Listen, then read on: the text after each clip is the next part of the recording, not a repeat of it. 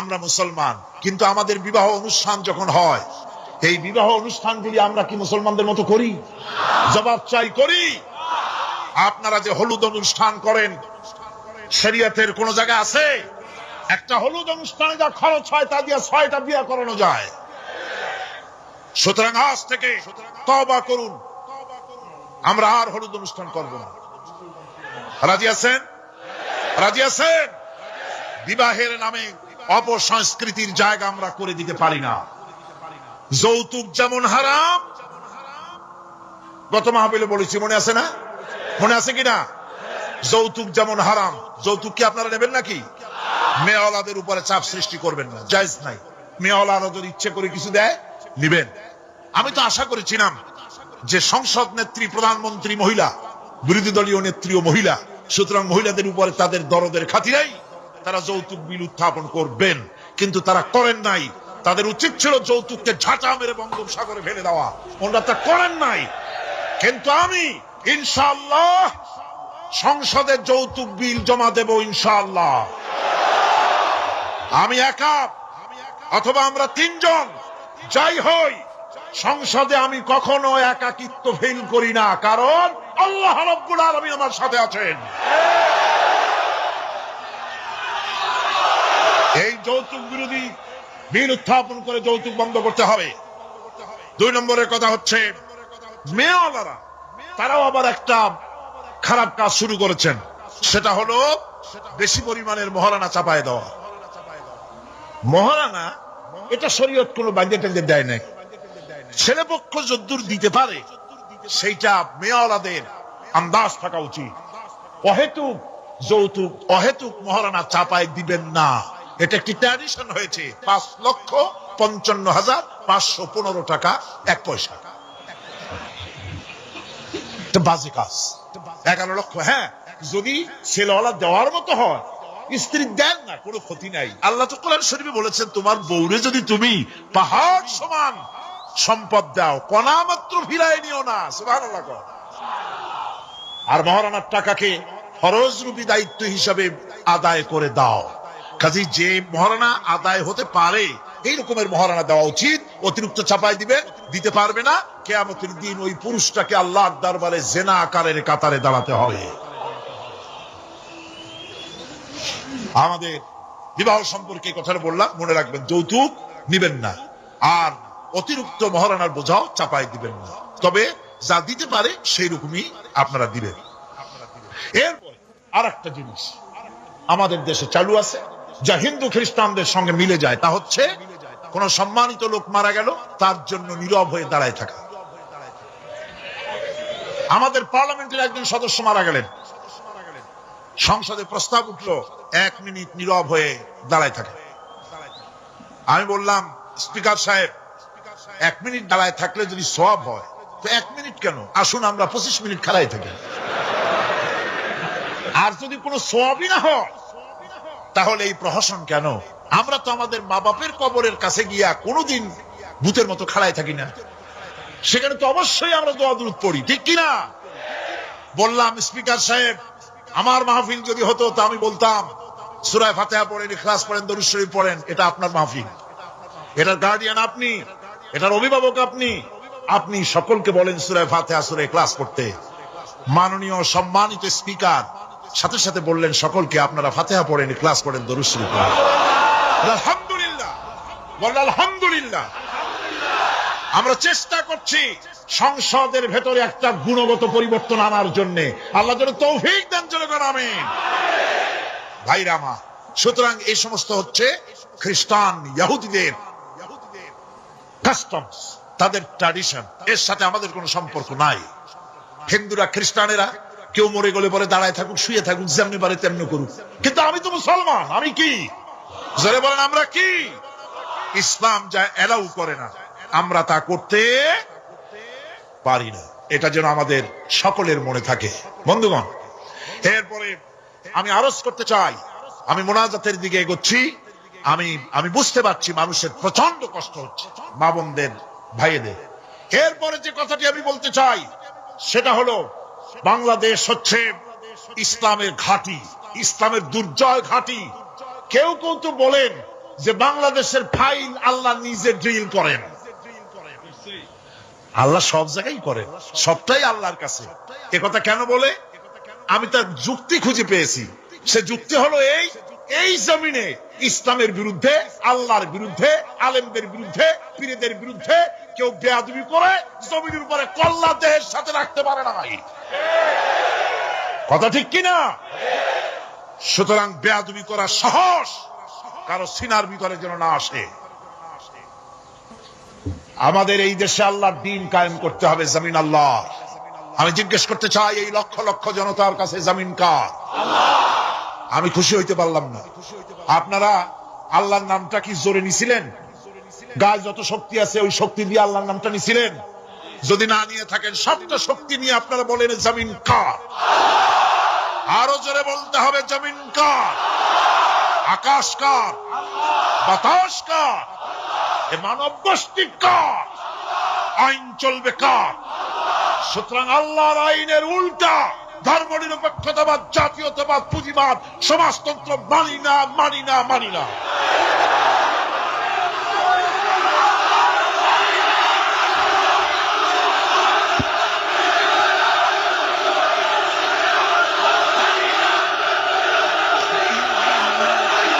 আল্লাহর এই জমিনে সরে যাও। আল্লাহর এই জমিনে প্রয়োজন হচ্ছে আল্লাহর দ্বীন প্রতিষ্ঠার জন্য ঐক্যবদ্ধ প্রচেষ্টা। এজন্য চাই ওলামা মাশায়েখদের ঐক্য।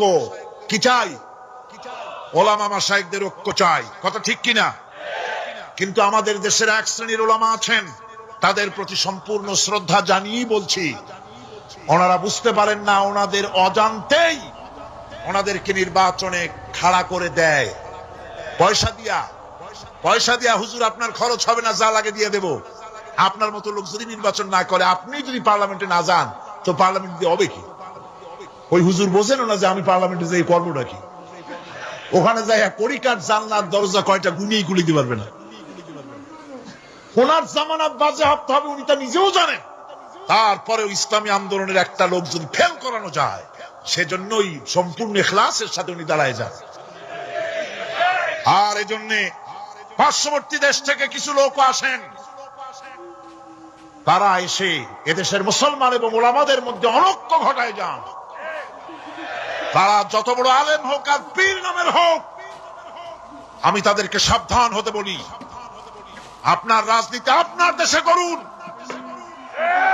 আওলাদের রাসূলের নাম লাগাইয়া বাংলাদেশের রাজনীতিতে নাক গলাবেন না।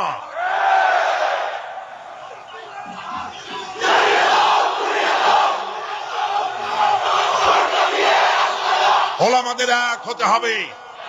আমি ওলামায়ে কেরামদের খেদমতে আরজ করি, যদি এক আমরা না হতে পারি, দ্বীন প্রতিষ্ঠা হবে না। কিয়ামতে আল্লাহর কাছে দায়ী হতে হবে। জনগণের কোনো দোষ নাই। জনগণের দোষ আছে? জনগণের দোষ আমি দেই না। বিশ্বাস করুন, যদি আল্লাহ না করুন এদেশে ইসলামী আদর্শ বাস্তবায়িত না হয়, ইসলামী স্টেট কায়েম না হয়, তাহলে কিয়ামতের দিন আলেম, ওলামা, পীরেরা জনগণের চাইতে সবচাইতে বড় আসামি হবে কিয়ামতে। আল্লাহ পাক এ জাতির ওলামাদের, এ জাতির রাহবারদেরকে ঐক্যবদ্ধ হওয়ার তৌফিক দান করুন। ওনারা যত ফতোয়া দেন, সমস্ত ফতোয়া ইসলামী আন্দোলনের বিরুদ্ধে।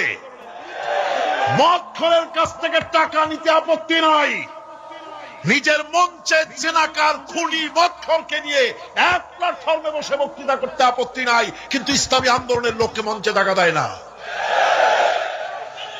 সমস্ত ফতোয়া ইসলামী আন্দোলনের বিরুদ্ধে তারা দেন।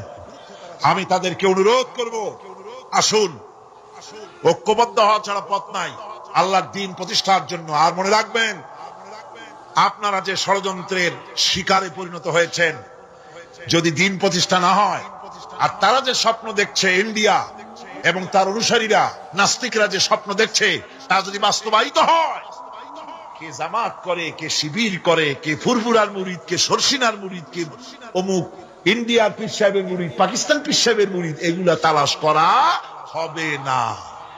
হবে? ওই যে রাশিয়া এসে ঢুকছিল কোথায়? আফগানিস্তানে। সেইখানে সব আলেম ওলামারা জঙ্গলে যাইয়া এক হইল। ওই যে একজন বলছিল যে আমি গেলাম আমার ছেলে গেল তার মামু বাড়ি, মাইয়া গেল তার নানা বাড়ি, বউ গেল তার বাপের বাড়ি, আমি গেলাম আমার শ্বশুর বাড়ি, যাই দেখি সব এক জায়গায়। এই লোকগুলি আলেম ওলামা পীর বুজুর্গ সব গিয়া পাহাড়ের মধ্যে এক জায়গায় হয়েছে। হায় হায়, সুন্নি কড়া সুন্নি, গোলাপি সুন্নি, ওহাবি ঠান্ডা সুন্নি, তারপরে দেওবন্দি, সব এক জায়গায়। হায় হায়, কি সর্বনাশটা করলাম। যদি ঐক্য থাকতাম তাহলে কে আলাসি আমাদের উপরে হামলা হতে পারতো, করতে পারতো। চোখের পানি ফেললো, কাঁদলো, একে অপরকে জড়াই ধরলো। তখন অনেক সর্বনাশ হয়ে গেছে, অনেক জীবন দিতে হয়েছে এই ঐক্যের পর। তারপরে আল্লাহ মেহেরবানি করেছেন তওবা করার কারণে। কিন্তু আমাদের দেশে অনৈক্যের কারণে, আল্লাহ না করুন, যদি এখানে ইসলামের দুশমন যারা, আজ তো তারা রেডিওতে বসে আছে, আজ তো তারা টিভিতে বসে আছে, আজ তো তারা নাটক তৈরি করে, আজ তারা সিনেমা তৈরি করে। गुलिस्तान के हर शाख पर उल्लू बैठे हैं, फिर अंजाम गुलिस्तान क्या होगा। ফুল বাগিচার ডালে ডালে হুতুম বেচারা বসে আছে, এ ফুল বাগানের অবস্থা কি হবে। নাস্তিক, মুরতাদ, বেঈমান সব এগুলিকে দখল করে আল্লাহর দ্বীনকে বুড়ো আঙ্গুল দেখাবার প্রচেষ্টা চালাচ্ছে। যদি তাদের স্বপ্ন কামিয়াব হয়, তাহলে মনে রাখবেন ওই কাবলির মতো, যে কাবলি এসে দেখছিল যে বাঙালি ছেলে, বাংলাদেশি ছেলে, সে জাম খেতেছে, জিজ্ঞেস করছে তুম সব ক্যা খায়া করতে হো, বলছে হাম সব জাম খায়া করতে हैं। কাবলি বলছে হাম খা सकते हैं, क्यों नहीं, जरूर तशरीफ लाइए दरख्त पर और मजे से खाइए। আসেন গাছে ওঠেন, জমের খাওয়া খান। কাবলি উঠছে, এখন তো আর বোঝে না যে কোনটা ভালো লাগবে, কাঁচা পাকা যা পায় তাই খায়, মুখ কেসে কষে ভরিয়া কয় এত মজা লাগে না। মজা লাগবে কোনটা, কেমনে কি, তোমরা খাও কেমনে। ছেলে বলতেছে দেখো কালা কালা যেগুলি আছে ওইগুলো খাও, এগুলি হলো মজা। সে তখন কালো কালো খাচ্ছে। ওই কালো জামের উপরে বসা ছিল কালো ভ্রমর। আপনারা কি কন? ভ্রমর। এই ভ্রমর বসা আছে জামের উপর। কাবলি তো আর বোঝে টোঝে নাই, ভোমরা শুদ্ধা ধরছে। কাবলির হাতের মধ্যে ভ্রমর পড়ছে। এখন কাবলির হাত তো বোঝেন সাগর কলার মতো আঙ্গুল, ওর ভিতরে ভ্রমর পড়ে ভোঁ ভোঁ করছে। কাবলি বলছে ভোঁ করো, ভাঁ করো, छोड़ेगा नहीं, काले काले जितने पाएंगे सब खा छोड़ेंगे। কালো পাইলি হয়েছে। সুতরাং ইসলাম বিরোধীরা যদি সুযোগ পেয়ে যায়, দেওবন্দি মাদ্রাসায় কে পাশ করেছো, পটিয়াকে, হাটাজারিকে, ফুরফুরাকে, সবসিনাকে, দেওবন্দিকে, আলিয়াকে দেখা হবে না, পাইকারি ধরে দাড়ি টুপি ধরে ধরে হত্যা করা হবে।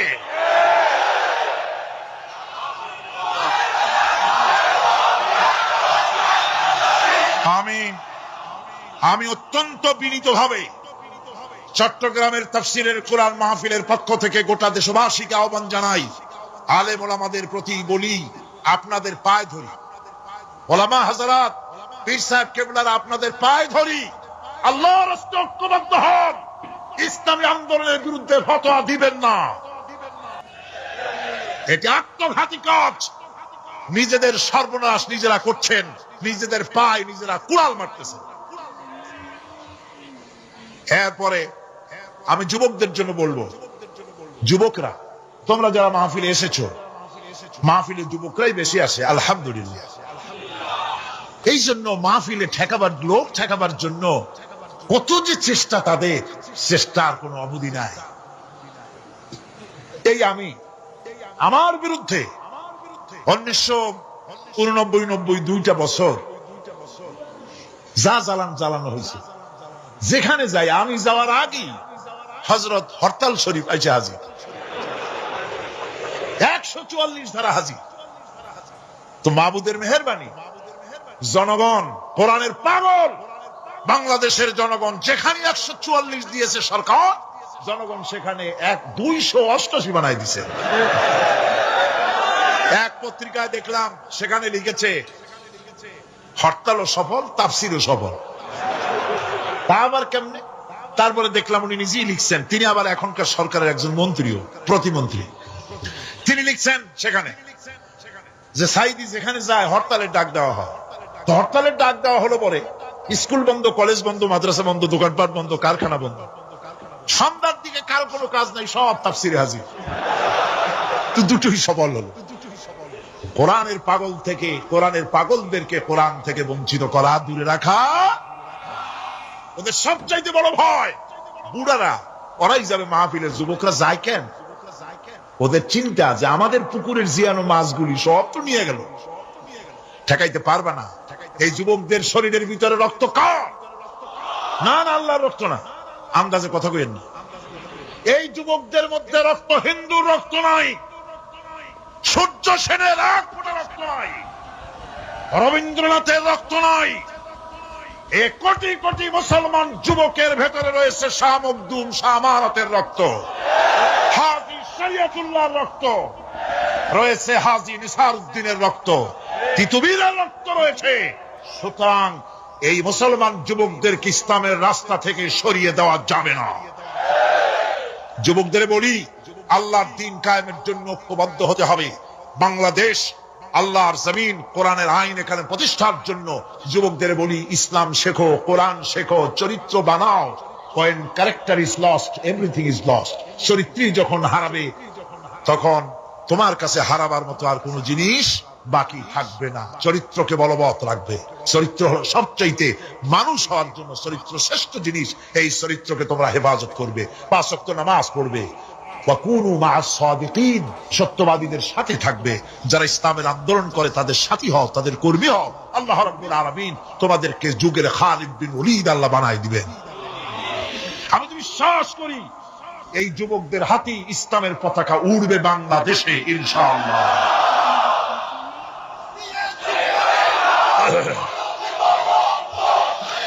এই যুবকদের কথাই আল্লাহ পাকের নবী বলেছেন।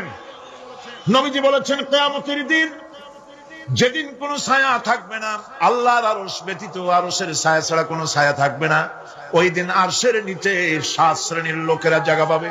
ওর ভিতরে হবে এক শ্রেণী হবে ওয়াশাবুন নাশা ফি ইবাদাতিল্লাহ, ওইসব যুবক যারা রাত কাটিয়েছে আল্লাহর ইবাদত করে, চোখের পানি ফেলেছে, তাদের জন্য জান্নাত যুবকদের জন্য। আমি আগেও বলেছি, বুড়োরা কেউ ভেস্তে যাবে না, চিন্তা করে কোনো লাভ নাই। কালো মানুষ আর বুড়া মানুষ ভেস্তে যাবে না, কোন মৌলভী সাহেবের ফতোয়া নয়, স্বয়ং রাসূলুল্লাহ বলছে। এখন তো বুড়া মানুষেরা মহা মুসিবতে পড়ছে। আমিও আপনাদের দল, চিন্তার কারণ নাই। রাসূলুল্লাহ বলেছেন, বুড়া কালো মানুষ কান্দো না, কান্দার কোনো দরকার নাই। তুমি যখন ভেস্তে যাবে তুমি বুড়া থাকবে না, আল্লাহ জওয়ান বানাই দিবেন। কালো মানুষ কালো থাকবে না, জান্নাতে যাওয়ার সময় আল্লাহ পাক পূর্ণিমার চাঁদের চাইতেও সুন্দর বানাই দিবেন। সুতরাং যুবকেরা, বেহেশত তোমাদের জন্য, এই বেহেশতের জন্য তৈরি হও, জান্নাতে যাওয়ার জন্য তৈরি হও।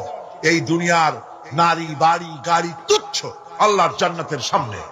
সাহাবায়ে কেরাম জীবন দিয়েছেন জান্নাতের আশায়। সেই জান্নাতের আশা, জাহান্নামের ভয় আর জান্নাতে যাওয়ার লোভ প্রত্যেকটি যুবকের রক্তের ফোঁটায় ফোঁটায় আল্লাহ ঢুকাই দিক।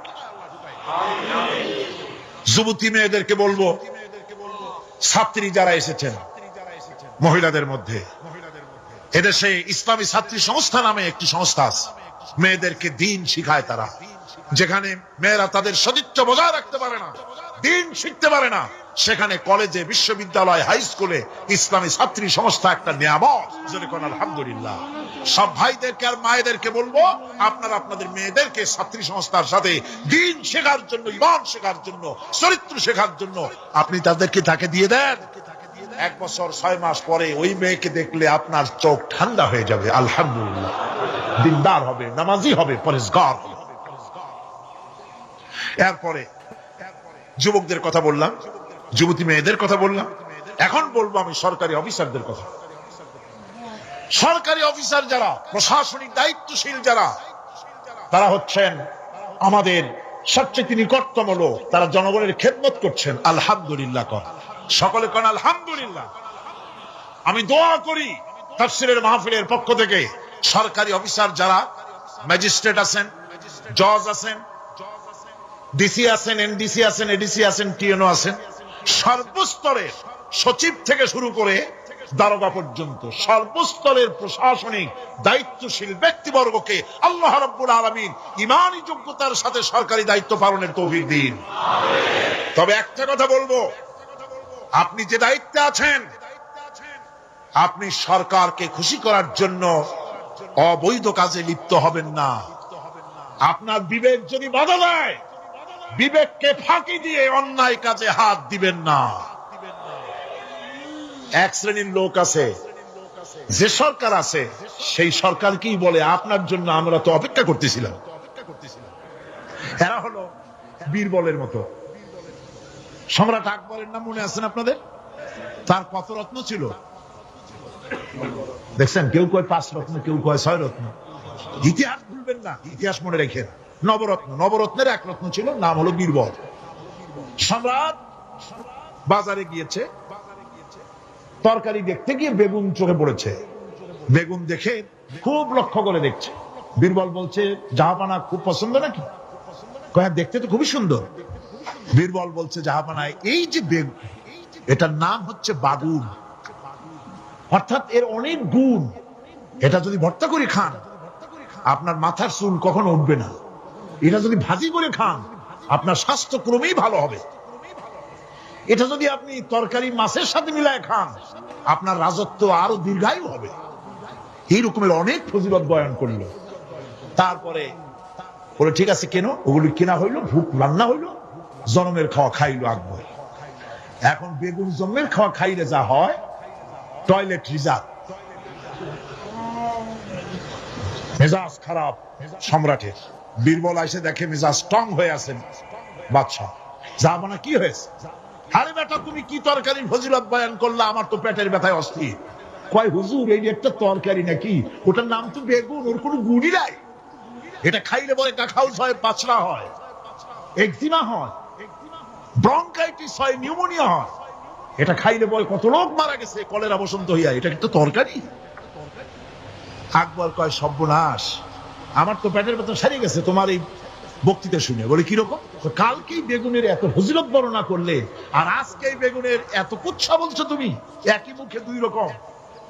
বীরবল বলছে, জাহাপানা কিছু মনে নেবেন না, আমি তো বেগুনের চাকরি করি না, আমি তো জাহাপানার চাকরি করি। কালকে আপনি বলেছেন বেগুন দেখতে সুন্দর, আমার পক্ষে যদ্দূর সম্ভব ফজিলত বয়ান করেছি। আজকে আপনি বলছেন বেগুন খারাপ, আর আমি কি খারাপ খারাপ ভালো করিয়া আমার কল্যাণটা হারাবো নাকি? আমার দেশের সচিব থেকে শুরু করে সর্বস্তরের অফিসারদের বলবো, সরকারকে খুশি করার জন্য ইসলামের বিরুদ্ধে পদক্ষেপ নেবেন না, ইসলামের পক্ষে থাকুন। এই কথা কখনো ভুলে যাবেন না। আল্লাহ রাব্বুল আলামিন আপনাদেরকে সিংহের মতো, আপনাদেরকে ব্যাঘ্রের মতো ঈমানি মজবুতির সঙ্গে ঈমানের দায়িত্বের সাথে সরকারি দায়িত্ব পালনের তৌফিক আমার আল্লাহ যেন দান করেন, দোয়া করি। এরপরে বলবো আমার মা বোনদের কথা, যারা কষ্ট করে এসেছেন। আমরা মোনাজাতের দিকে ক্রমে এগিয়ে যাচ্ছি, বক্তব্য শেষ পর্যায়ে এসেছি। মা বোন, আমাদের বোনেরা, আমাদের মায়েরা আমাদের কাছে সবচেয়ে সম্মানের পাত্রী। কোন আলহামদুলিল্লাহ। আসতে বললেন কেন? সকালবেলা এখানে মহিলা অনুষ্ঠান হয়েছিল, হাজার হাজার মা বোনেরা এসেছিলেন। একজনে প্রশ্ন করলেন যে স্বামীর পায়ের তলে নাকি স্ত্রীর জান্নাত। আমি বলেছি এটা বাজে কথা, মিথ্যে কথা, ডাহা মিথ্যে কথা। রাসূলুল্লাহ এরকম কথা কখনো বলেন নাই, বরং হুজুর বলেছেন মায়ের পায়ের তলে সন্তানের জান্নাত। আলহামদুলিল্লাহ। আমি আগেও বলেছি, আমরা পুরুষ, আমাদের পায়ের তলে জুতা, আর আপনারা পর্দার আড়ালে আমাদের বোনেরা মায়েরা, আপনাদের পায়ের তলে আল্লাহর জান্নাত। আপনারা খাদিজার উত্তরসূরি, আপনারা ফাতেমার উত্তরসূরি, আপনারা হযরত আয়েশার উত্তরসূরি। আপনাদের সতীত্বকে বিনষ্ট করার জন্য এক শ্রেণীর বুদ্ধিজীবীরা আপনাদেরকে ময়দানে নামাতে চায়। ইসলাম আপনাদেরকে অধিকার দিয়েছে, এত বড় অধিকার কেউ দেয়নি। আমি সবসময় বলি, মায়েরা, বোনেরা, আমার দেশের মুসলিম মহিলারা যদি জানতেন ইসলাম তাদেরকে কি মর্যাদা দিয়েছে, এরা যদি তারা জানতেন, তাহলে ইসলামের দেওয়া অধিকারটা পাওয়ার জন্য তারা রাস্তায় নেমে মিছিল করতেন, যে শুধু ইসলাম আমাদের যে মর্যাদা দিয়েছে সেইটা ফিরায় দাও, আর কিচ্ছু চাই না, ওইটাই ফেরত দাও। মা বোনেরা, ইসলাম প্রতিষ্ঠিত হলে পরে বাংলাদেশে যদি ইসলাম কায়েম হয়, আপনাদের চাকরি, শিক্ষা, ব্যবসা, আপনাদের সবটা ইসলাম সংরক্ষণ করবে। অর্ধেক জনশক্তি নারী, আপনাদেরকে অবহেলা কেউ করতে পারবে না। রাসূলুল্লাহ করেন নাই, আল্লাহ করেন নাই। রাসূলের মসজিদে আল্লাহর নবী নিজে মহিলাদের জন্য জায়গা করে দিয়েছেন। আজও মসজিদে নববীতে বাবুন নিসা, মহিলাদের জন্য আলাদা দরওয়াজা রিজার্ভ রয়েছে। আলহামদুলিল্লাহ, আলহামদুলিল্লাহ। আমার মা বোনেরা, রাসূলুল্লাহ সাল্লাল্লাহু আলাইহি ওয়াসাল্লামের সব ছেলেরা, ছেলে মারা গেলেন, বেঁচে ছিলেন সব মেয়েরা।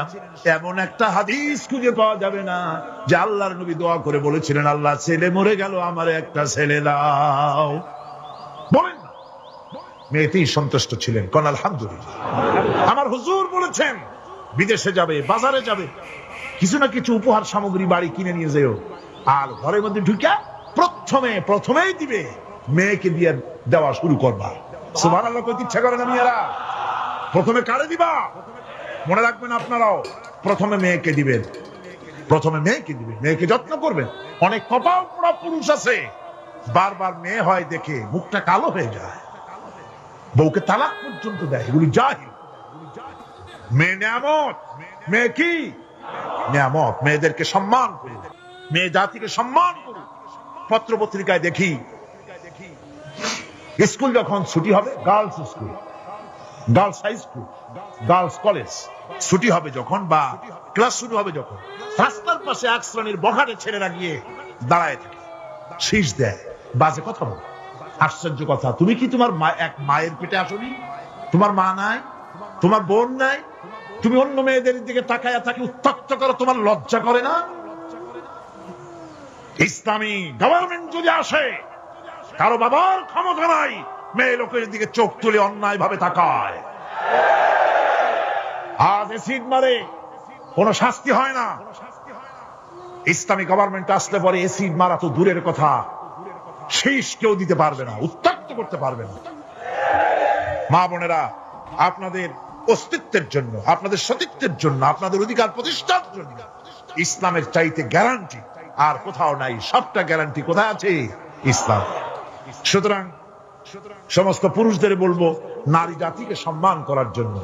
নারী জাতিকে আল্লাহ পাক সম্মান দিয়েছেন, রাসূল করিম সাল্লাল্লাহু আলাইহি ওয়াসাল্লাম সম্মান দিয়েছেন। আল্লাহর নবী বলেছেন, নবীজির কাছে প্রশ্ন হয়েছে, খেদমত করব কার? হুজুর বলেন, তোমার মায়ের। তারপরে কার? তোমার মায়ের। তারপরে কার? তোমার মায়ের। তারপরে কার? তোমার পিতার। আল্লাহর নবী মায়ের বাপের চাইতে মায়ের মর্যাদা 3 গুণ বাড়াইয়া দিলেন। সে যে মাই হোক, আপন মা হোক আর সৎ মা হোক, মায়ের মামাই। মা যদি নামাজ না পড়ে, রোজা না রাখে, চরিত্র যদি খারাপ হয়, মাকে চোখ রাঙাইয়া কথা বলা যাবে না। সুবহানাল্লাহ কোন? চোখ রাঙায় কথা বলা যাবে না, ধমক দেওয়া যাবে না। Sensitive point. বুখারী শরীফের হাদিস, মা বাপ খুশি, আল্লাহ খুশি। মা বাপ নারাজ, আল্লাহ নারাজ। মা বাপকে অসন্তুষ্ট করে বেহেশতে যেতে পারবেন না। মা বাপকে খুশি করেন, মাকে সম্মান করুন, মহব্বত করুন। আল্লাহ শিখাই দিয়েছেন। মা বাপ এমন সেনসিটিভ পয়েন্ট যে ব্যবহারটা আল্লাহ শিখাইছেন। কে শিখাইছে? আল্লাহ রাব্বুল আলামিন বলেন, ওয়াকুল লাহুমা কাওলান কারীমা। মা বাপের সঙ্গে সম্মানজনক কথা বলো, খবরদার বেয়াদবি করবে না। আর মা বাপের জন্য, তাদের জন্য আমি আল্লাহ রাব্বুল আলামিনের কাছে দোয়া করো, রব্বিরহামহুমা কামা রাব্বায়ানি সগীরা। পড়েন সবাই, রব্বিরহামহুমা কামা রাব্বায়ানি সগীরা। আল্লাহ রাব্বুল আলামিন শিখাই দিলেন, বান্দারে তোর মা বাপের জন্য আমার কাছে দোয়া কর। আল্লাহ, আমার মা বাপ যেমন ছোট্ট বেলায় আমাকে স্নেহের কোলে লালন পালন করেছে, মাবুদ গো, আমার মা বাপকে তোমার রহমতের কোলে লালন পালন করো। আল্লাহ শিখাই দিচ্ছে। হাদিস শরীফে এসেছে, হুজুর বসে আছেন মসজিদে নববীতে, সাহাবায়ে কেরাম বসা। এক বৃদ্ধা মহিলা প্রবেশ করেছেন মসজিদে, হুজুর তাকে দেখে দাঁড়ায় গেলেন। মহিলা আসার পর নবীজি নিজের গায়ের চাদর বিছিয়ে দিলেন। মহিলা চলে যাওয়ার পর সাহাবায়ে কেরাম জিজ্ঞেস করলেন, হুজুর একজন সাধারণ মেয়ে লোকের জন্য হুজুর নিজের চাদর বিছাইলেন, বুঝলাম না ফজিলত কি, চিনলাম না মেয়ে লোকটাকে। হুজুর বলেন, সাহাবীরা চাদর তো ভালো, হক তো আদায় করতে পারি নাই, চিনতে পারো নাই, তোমরা বুঝতে পারো নাই, আমি দুনিয়া আসার পর আমার মায়ের দুধ আমার কিসমতে তেমন হয় নাই, আমি আমার মায়ের যত্ন তেমন পাই নাই, স্নেহ আদর তেমন পাই নাই, যার বুকের দুধ খাইয়া যার কোলে কাখে চড়ে আমি বড় হয়েছি, ইনি আমার সেই দুধ মা হযরতে হালিমাতুস সাদিয়া। বন্ধুরা, মা যদি বেঁচে থাকে রাত্রে বাড়ি গিয়ে পায়ে ধরুন, বলেন মা অন্যায় করেছি, জীবনে বহু বেয়াদবি করেছি, আমার মাফ করে দাও। বিশ্বাস করুন, মা বাপের যদি খেদমত করেন, মা বাপ যদি রাজি থাকে, রিজকে, খাদ্যে, টাকায়, ইজ্জতে জীবনেও কষ্ট হবে না। মা বাপের খেদমত করুন, মা বাপকে ভালোবাসুন, শ্রদ্ধা করুন। আমার মায়ের, আমার বোনের, আপনারা যারা আসছেন, আপনারা আমাদের সম্মানের পাত্রী। ইসলাম আপনাদের কত অধিকার দিয়েছে প্রতি বছর বলেছি, আজ আর লম্বা কথা বলতে চাই না, শুধু বলি পর্দায় থাকুন, পর্দায় থাকুন, আপনার সম্মান আপনি রক্ষা করুন, পর্দায় চলাফেরা করুন, সন্তানদেরকে মানুষ করুন, তাদেরকে ইসলামের রাস্তায় চালান। মা বোনদের ব্যাপারে এই আরজ করছি, ঘরে ঘরে ইসলামের দুর্গ বানান, আপনার সন্তানদেরকে ইসলামের রাস্তায় আনেন, স্বামীকে নামাজি বানান, চরিত্রবান বানান, দিনদার বানান। এরপরে সব শেষে দেশের আইনজীবী, সাহিত্যিক, বুদ্ধিজীবী, সাংবাদিক, তাদের ব্যাপারে বলতে চাই, আপনারা জাতির বিবেক, আপনারা জাতির জন্য অনেক কিছু করতে পারেন। সাহিত্যিকরা, কবিরা, বুদ্ধিজীবীরা, সাংবাদিকরা অনেক অবদান রাখতে পারেন। আপনার একটা বেকায়দার খবর দেশের মধ্যে চাঞ্চল্যের সৃষ্টি করে দিতে পারে, আবার একটা ভালো খবর দেশের মধ্যে আমন আমান পয়দা করে দিতে পারে, ঠিক কিনা? ঠিক কিনা? সুতরাং সাংবাদিক বৃন্দ, আপনারা সম্মানের পাত্র, আপনারা নিজেদের সম্মানকে রক্ষা করে চলবেন, হলুদ সাংবাদিকতার পেছনে দৌড়াবেন না। প্রত্যেকটি কথা এবং কাজের জন্য আল্লাহর কাছে জবাবদিহি করতে হবে, এ কথা যেন সাংবাদিকদের মনে থাকে। আল্লাহকে ভয় করুন, আল্লাহকে ভয় করুন, আল্লাহকে ভয় করে সাংবাদিকতার মহান পেশায় নিয়োজিত থাকুন। হক কথা লিখবেন, জীবনের বিনিময় হক কথা বলবেনই, অন্যায়কে প্রশ্রয় দিবেন না, সত্যকে ঢেকে রাখবেন না, তাহলে কিয়ামতে আল্লাহর কাছে জবাবদিহি করতে হবে। আইনজীবী, বুদ্ধিজীবী, সম্মানের পাত্র আপনারা, আপনারা দেশের জন্য, জাতির জন্য কল্যাণজনক কিছু রেখে যাওয়ার জন্য চেষ্টা করুন। সব শেষ কথা সেটা হলো এই পৃথিবীর কাছে আমরা অনেক ঋণী, এই পৃথিবীর কাছেও আমরা অনেক ঋণী। এই পৃথিবীতে পৃথিবীর ফল খাই, ভাত খাই, মাছ খাই, পনির খাই, তরকারি খাই, দুধ খাই, গোশ খাই, এই পৃথিবী থেকে উৎপাদিত। সুতরাং এই পৃথিবীর কাছেও আমরা ঋণী আছি। মূল ঋণী তো আল্লাহর কাছে। মূল ঋণী কার কাছে? আল্লাহ পাকের কাছে। তবে পৃথিবীর কাছে একটু ঋণী আমরা আছি, সেই ঋণ পরিশোধ করতে হবে। সেই ঋণটা কিভাবে পরিশোধ করবেন? সেই ঋণটা পরিশোধের একটাই পথ, আপনার চাইতে আপনি একজন ভালো নাগরিক আপনার সন্তানদের মধ্য থেকে তৈরি করে যান। একজন দিনদার, ইমানদার মুসলমান সন্তান, সন্ততি, ছেলে মেয়ে তৈরি করে যান, তাদেরকে দিনদার বানান, নামাজি বানান, চরিত্রবান বানান। আল্লাহ পাক যেন সকলকে তৌফিক দেন। শেষে একটা ওয়াদা করতে চাই, আপনাদের কাছে একটা দাবি করতে চাই। আমার দাবি তো আপনারা মনে হয় ফেলবেন না, ফেলবেন নাকি? আপনাদের জানা আছে অযৌক্তিক দাবি আমি করব। সে দাবিটা হচ্ছে, বহুত মুসলমান আছে শবে বরাতে সারা রাত জাগে কিন্তু ফজরের নামাজ পড়ে না, আছে কিনা? আজকের মাহফিলে দোয়া কবুল হবে আশা করে অনেক বেনামাজিও আসছেন, নামাজ পড়েন না। 5 ওয়াক্ত নামাজকে সঠিকভাবে পড়তে হবে, রাজি আছেন? নামাজের ব্যাপারে গত বছর প্রায় 2 ঘন্টা ওয়াজ করেছিলাম, মনে আছে না? মনে না থাকলে ক্যাসেট আবার কিনে নেবেন, আবার কিনবেন, আবার শুনবেন। যেহেতু আমি কথা নিজের থেকে বলি না, কোরআনে কারীম থেকে বলার চেষ্টা করি। আমি আজকে ওয়াদা চাই, মুনাজাতের আগে জীবনে কোনোদিন ফরজ নামাজ, ফরজ রোজা, শরীয়তের ওজর ছাড়া ছাড়বো না। ওয়াদা করতে পারবেন? 2 হাত উঁচু করেন। মা বোনেরা আপনারাও আপনাদের পর্দার ভিতরে হাত উঁচু করে বলেন, ইয়া আল্লাহ। সকলে বলতে হবে, ইয়া আল্লাহ, তোমার নামে কসম করছি, যতদিন আমার মাথার কাছে মালাকুল মউত না আসতেছে ততদিন পর্যন্ত ফরজ নামাজ, ফরজ রোজা, শরীয়তের ওজর ছাড়া ছেড়ে দেব না। ইয়া আল্লাহ, আমার এই শপথ মৃত্যু পর্যন্ত পালন করার তৌফিক আমাকে দান করো, আমিন ইয়া রাব্বাল আলামিন। আমরা শুরু করছি সূরা ফাতিহা। অভিনন্দন পত্র দিচ্ছি, কারে দিচ্ছি?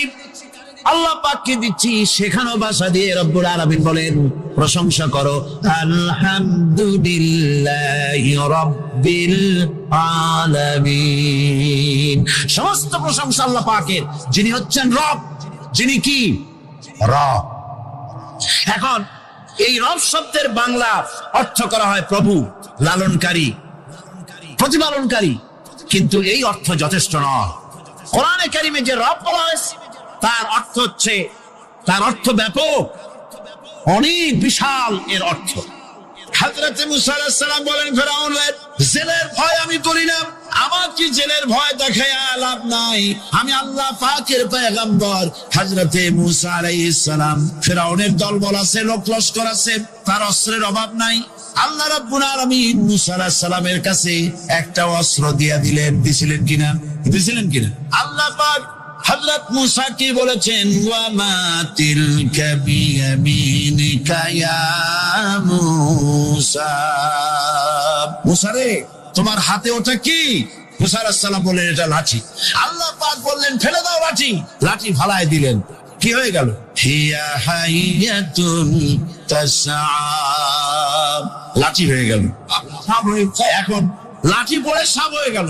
সাপ দেখে নবী বলি হোক, সাহাবী হোক আর আলেম হোক, সাপ দেখলে ভয় করে না মানুষের? মুসা আলাইহিস সালাম ভয় পেয়েছে।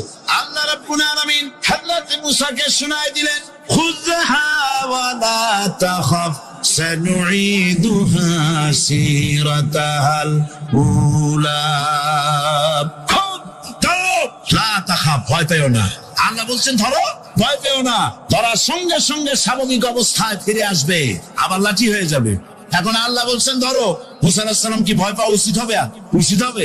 মুসা আলাইহিস সালাম কি ভয় পাইছিলেন?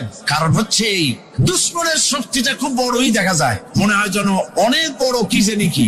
আল্লাহ পাক বলছেন, ইন্না কাইদাশ শয়তানে কানা দাঈফা।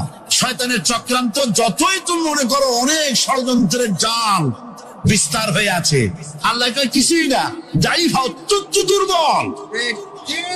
আল্লাহ পাক বললেন ধরো। মুসা আলাইহিস সালাম সাপ ধরলেন, সঙ্গে সঙ্গে লাঠি হয়ে গেল। ফিরআউন বরদাস্ত করলো না, রাষ্ট্র শক্তির পক্ষ থেকে আক্রমণ শুরু হলো। অপরাধ কি? মুসা আলাইহিস সালামের অপরাধ কি? কি অপরাধ?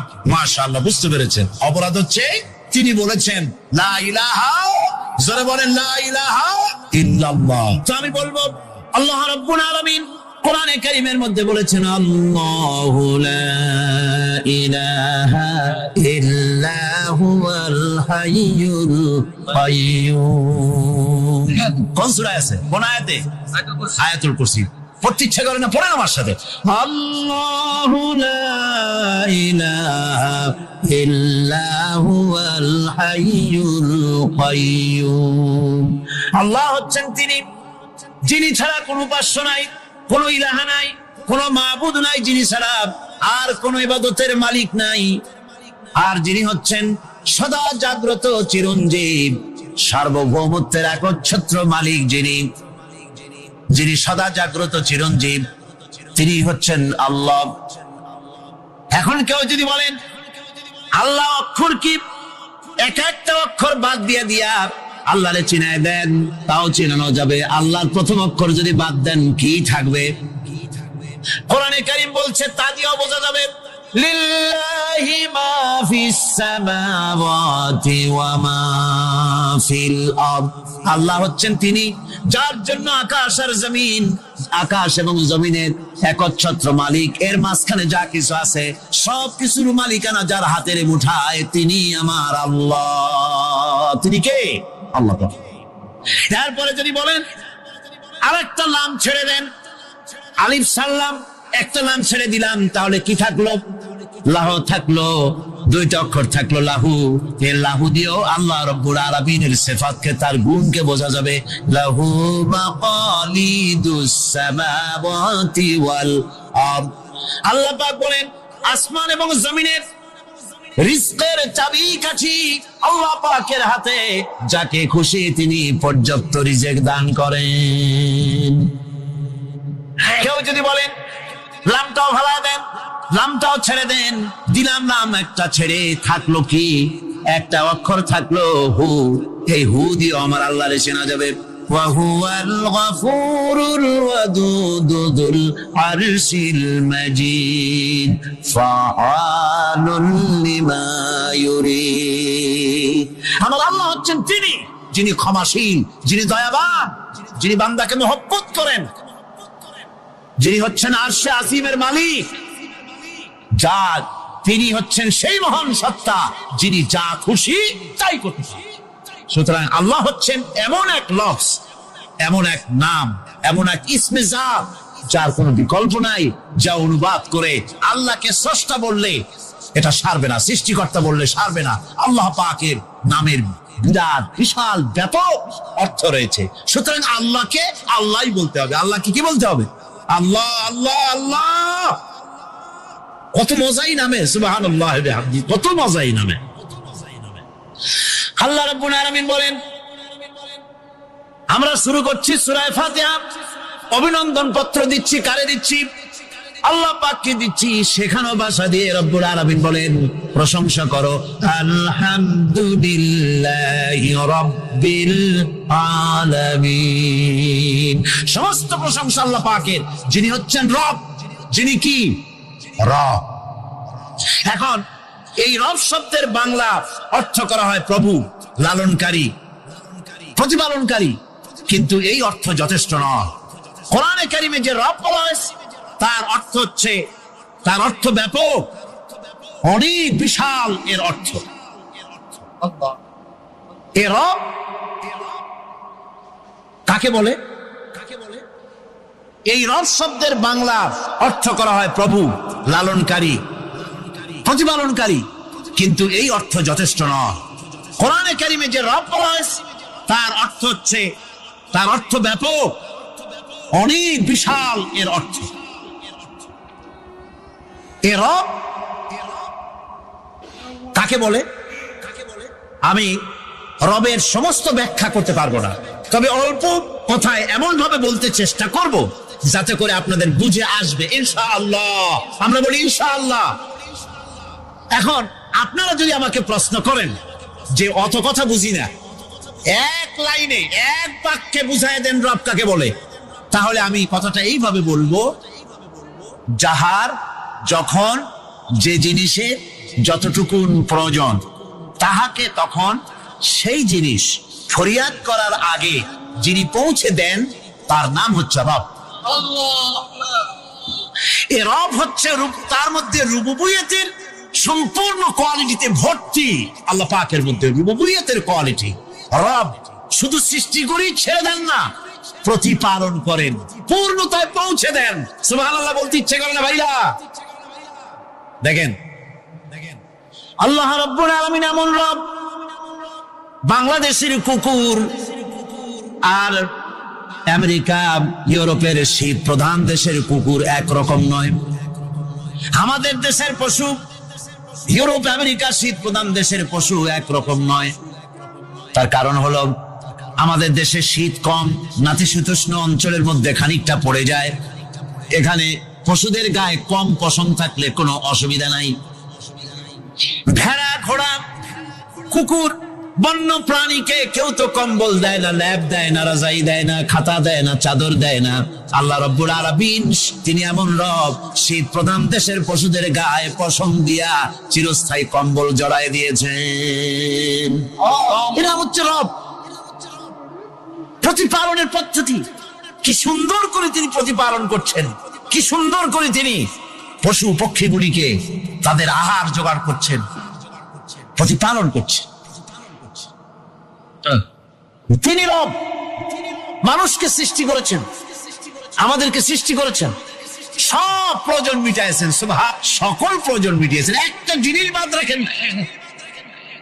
আমাদের মুখে দাঁতের দরকার ছিল, মায়ের পেট থেকে দাঁত নিয়ে আসিনি। মায়ের পেট থেকে আসার পরে আমাদের খাবারের দরকার ছিল। লক্ষ্য করেন রব কারে বলে, লক্ষ্য করুন। মায়ের পেটের মধ্যে যখন ছিলাম, ওখানে কোনো রোগের জীবাণু ঢুকতে পারে নাই। ফি করারিম মাকিন, একটি সুরক্ষিত জায়গায় আল্লাহ রাব্বুল আলামিন বাচ্চাকে রেখেছেন, যেখানে কোনো সর্দি হবে না, জ্বর হবে না, সর্দি হবে না, ব্রঙ্কাইটিস হবে না, ডায়াবেটিস হবে না, প্রেসার হবে না। মায়ের পেটের মধ্যে বাচ্চাকে এমন জায়গায় আল্লাহ যত্ন করে রেখেছেন। এই বাচ্চা যখন মায়ের পেট থেকে বেরিয়ে এলো, তখন তার পরিবেশ অত্যন্ত খারাপ। এখানে পলিউশন আছে, এখানে কার্বন ডাই অক্সাইড আছে, এখানে বিষাক্ত হাওয়া আছে, এখানে দূষিত আবহাওয়া রয়েছে। প্রতি মুহূর্তে রোগ তাকে হামলা চালাতেছে। এই রোগের থেকে সে বাচ্চা বাঁচবে কি করে? এজন্য রব্বুল আলামিন তিনি এমন রব, মায়ের বুকের মধ্যে যে খাবার তৈরি করলেন বাচ্চার, ওই খাবারের মধ্যে বাচ্চার ওষুধ আল্লাহ পাক বানায়া দিলেন। মায়ের বুকের দুধ শুধু দুধ নয়, এটা ওষুধ। সুবহানাল্লাহ। এটা খাদ্য, এটা ওষুধ, এটা ভিটামিন, এটা ক্যালসিয়াম, এটা কার্বোহাইড্রেট, যা দরকার বাচ্চার জন্য সব আল্লাহ মায়ের দুধের মধ্যে দিয়ে দিলেন। যতক্ষণ বাচ্চা পেটে ছিল দুধ ছিল ঘন, যখন বাচ্চা মায়ের পেট থেকে বেরিয়ে এলো দুধটা হয়ে গেল পাতলা। এই পাতলা দুধটা খাবে, ওষুধ আছে এর মধ্যে, ভিটামিন আছে, খাইতে যেন বিস্বাদ না হয়, একটু মিষ্টি দিয়ে দিলেন আল্লাহ, যাতে বাচ্চা মুখ ফিরায় না নেয়, সেজন্য খাইতে চায়। তারপরে যখন বাচ্চার হাড্ডি খেতে হবে, মাছ খেতে হবে, গোশত খেতে হবে, দুধের আর দরকার নাই। তার শরীরের ভিতরে রেজিস্ট্যান্স, রোগ প্রতিরোধক শক্তি তৈরি হয়েছে। এখন আরো ভালো খাবার দরকার। আল্লাহ রাব্বুল আলামিন মায়ের দুধকে শুকায় দিলেন, চুষলে আর পাওয়া যাবে না, দুধ শুকায় গেছে। এখন বাইরের খাবার খেতে হবে। আসছিল যখন বুকে দাঁত ছিল না, বাইরে যখন এলো দাঁতের যখন দরকার হলো, কোন আল্লাহর বান্দা কি আল্লাহর কাছে দরখাস্ত করেছেন যে আল্লাহ আমার কয়েকখান দাঁত দাও, দাঁত ছাড়া আমি চাবাই কেমন? এর সবগুলি দাঁত কে সেট করে দিলেন? রব্বুল আলামিন দাঁতগুলিকে সেট করে দিন। মুখের মধ্যে দাঁত এসে গেল।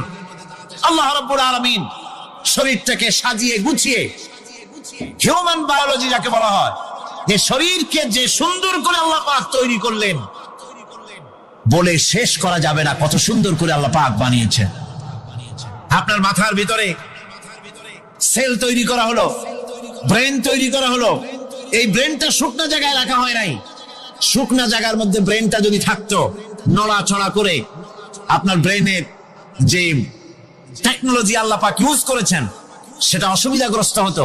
এই জন্য ক্রিম যেভাবে পানির মধ্যে ভাসা থাকে, পানির মধ্যে ভাসমান ক্রিম, মাখন যেভাবে রাখা হয়, সামান্য পানির মতো করে এর ভিতরে ব্রেনটাকে রাখা হয়েছে।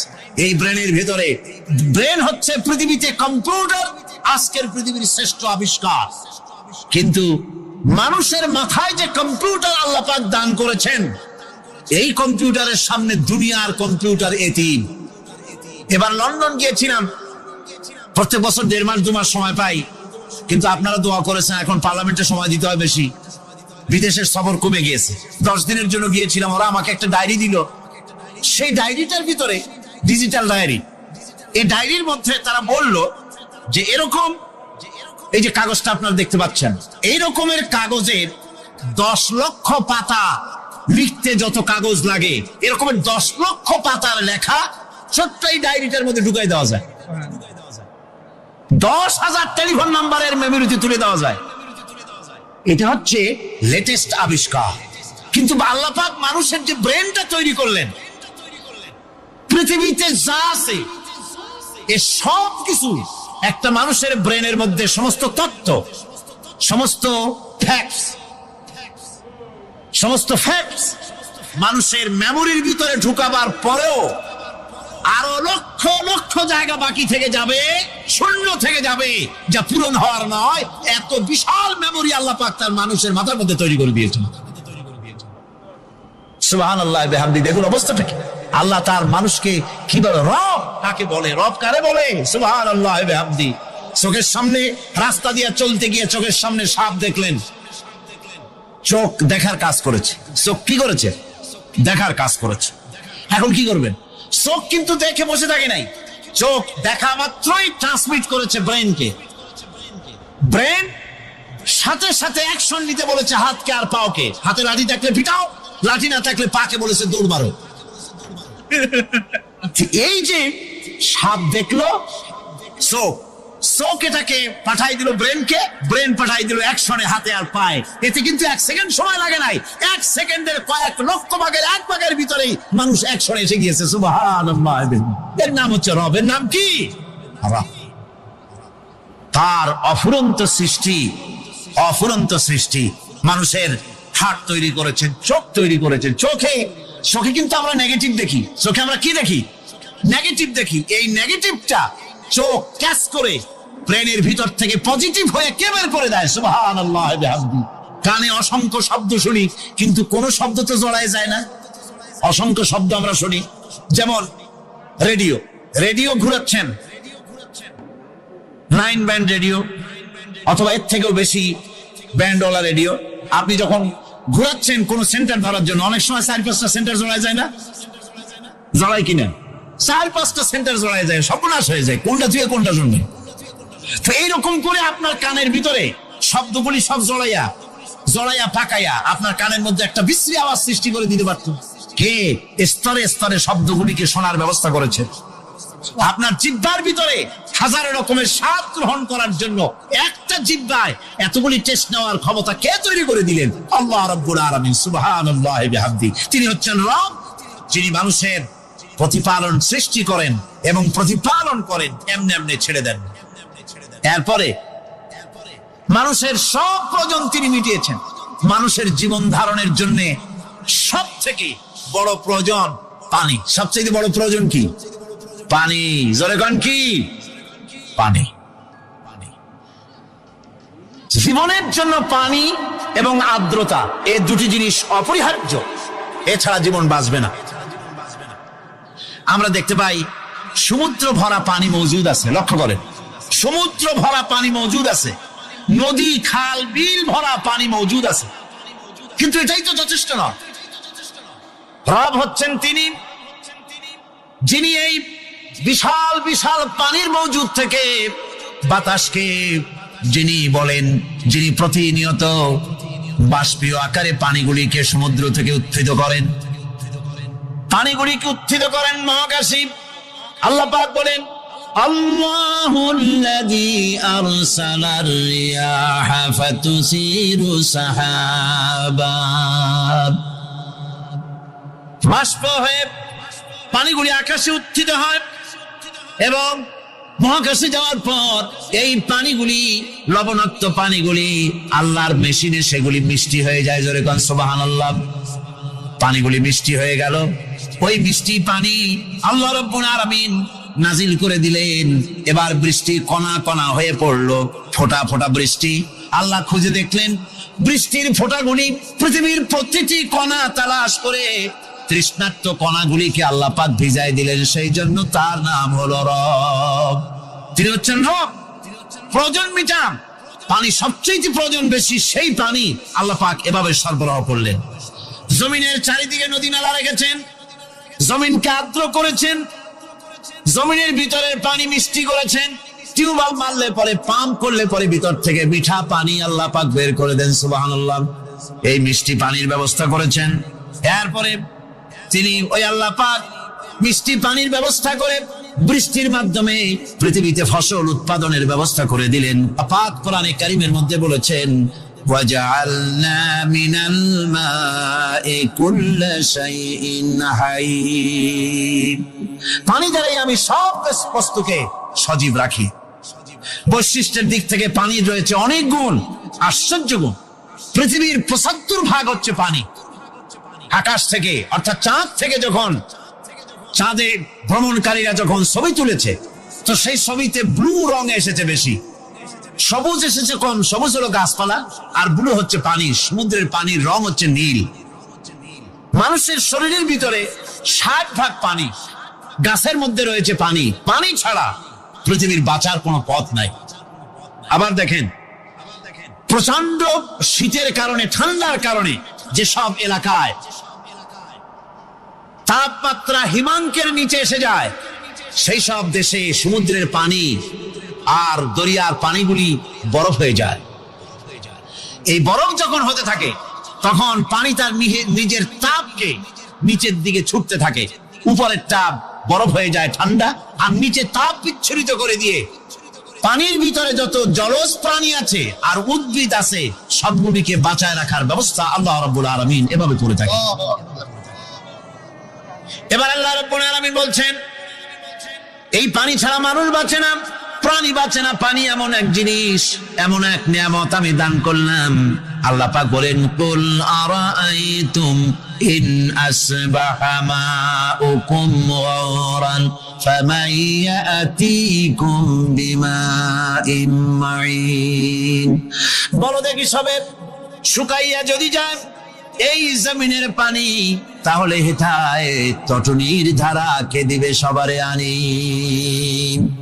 এই পৃথিবীর নদী নালা খাল বিল জমিনের আভ্যন্তরীণ দিকে পানিগুলি যদি আমি আল্লাহ রাব্বুল আলামিন শুকায় দেই, তাহলে আমি আল্লাহ ছাড়া এমন কে আছে যে নতুন করে আবার পানির আমদানি করে দিতে পারে? আছে কেউ? আজ পানির শূন্যতা আমাদের দেশে দেখা যাচ্ছে, পানি আস্তে আস্তে কমে যাচ্ছে, আস্তে আস্তে পানি শেষ হয়ে যাচ্ছে। কি কারণে শেষ হচ্ছে এবং কি হলে পানি পাওয়া যাবে পরে বলা যাবে ইনশাআল্লাহ।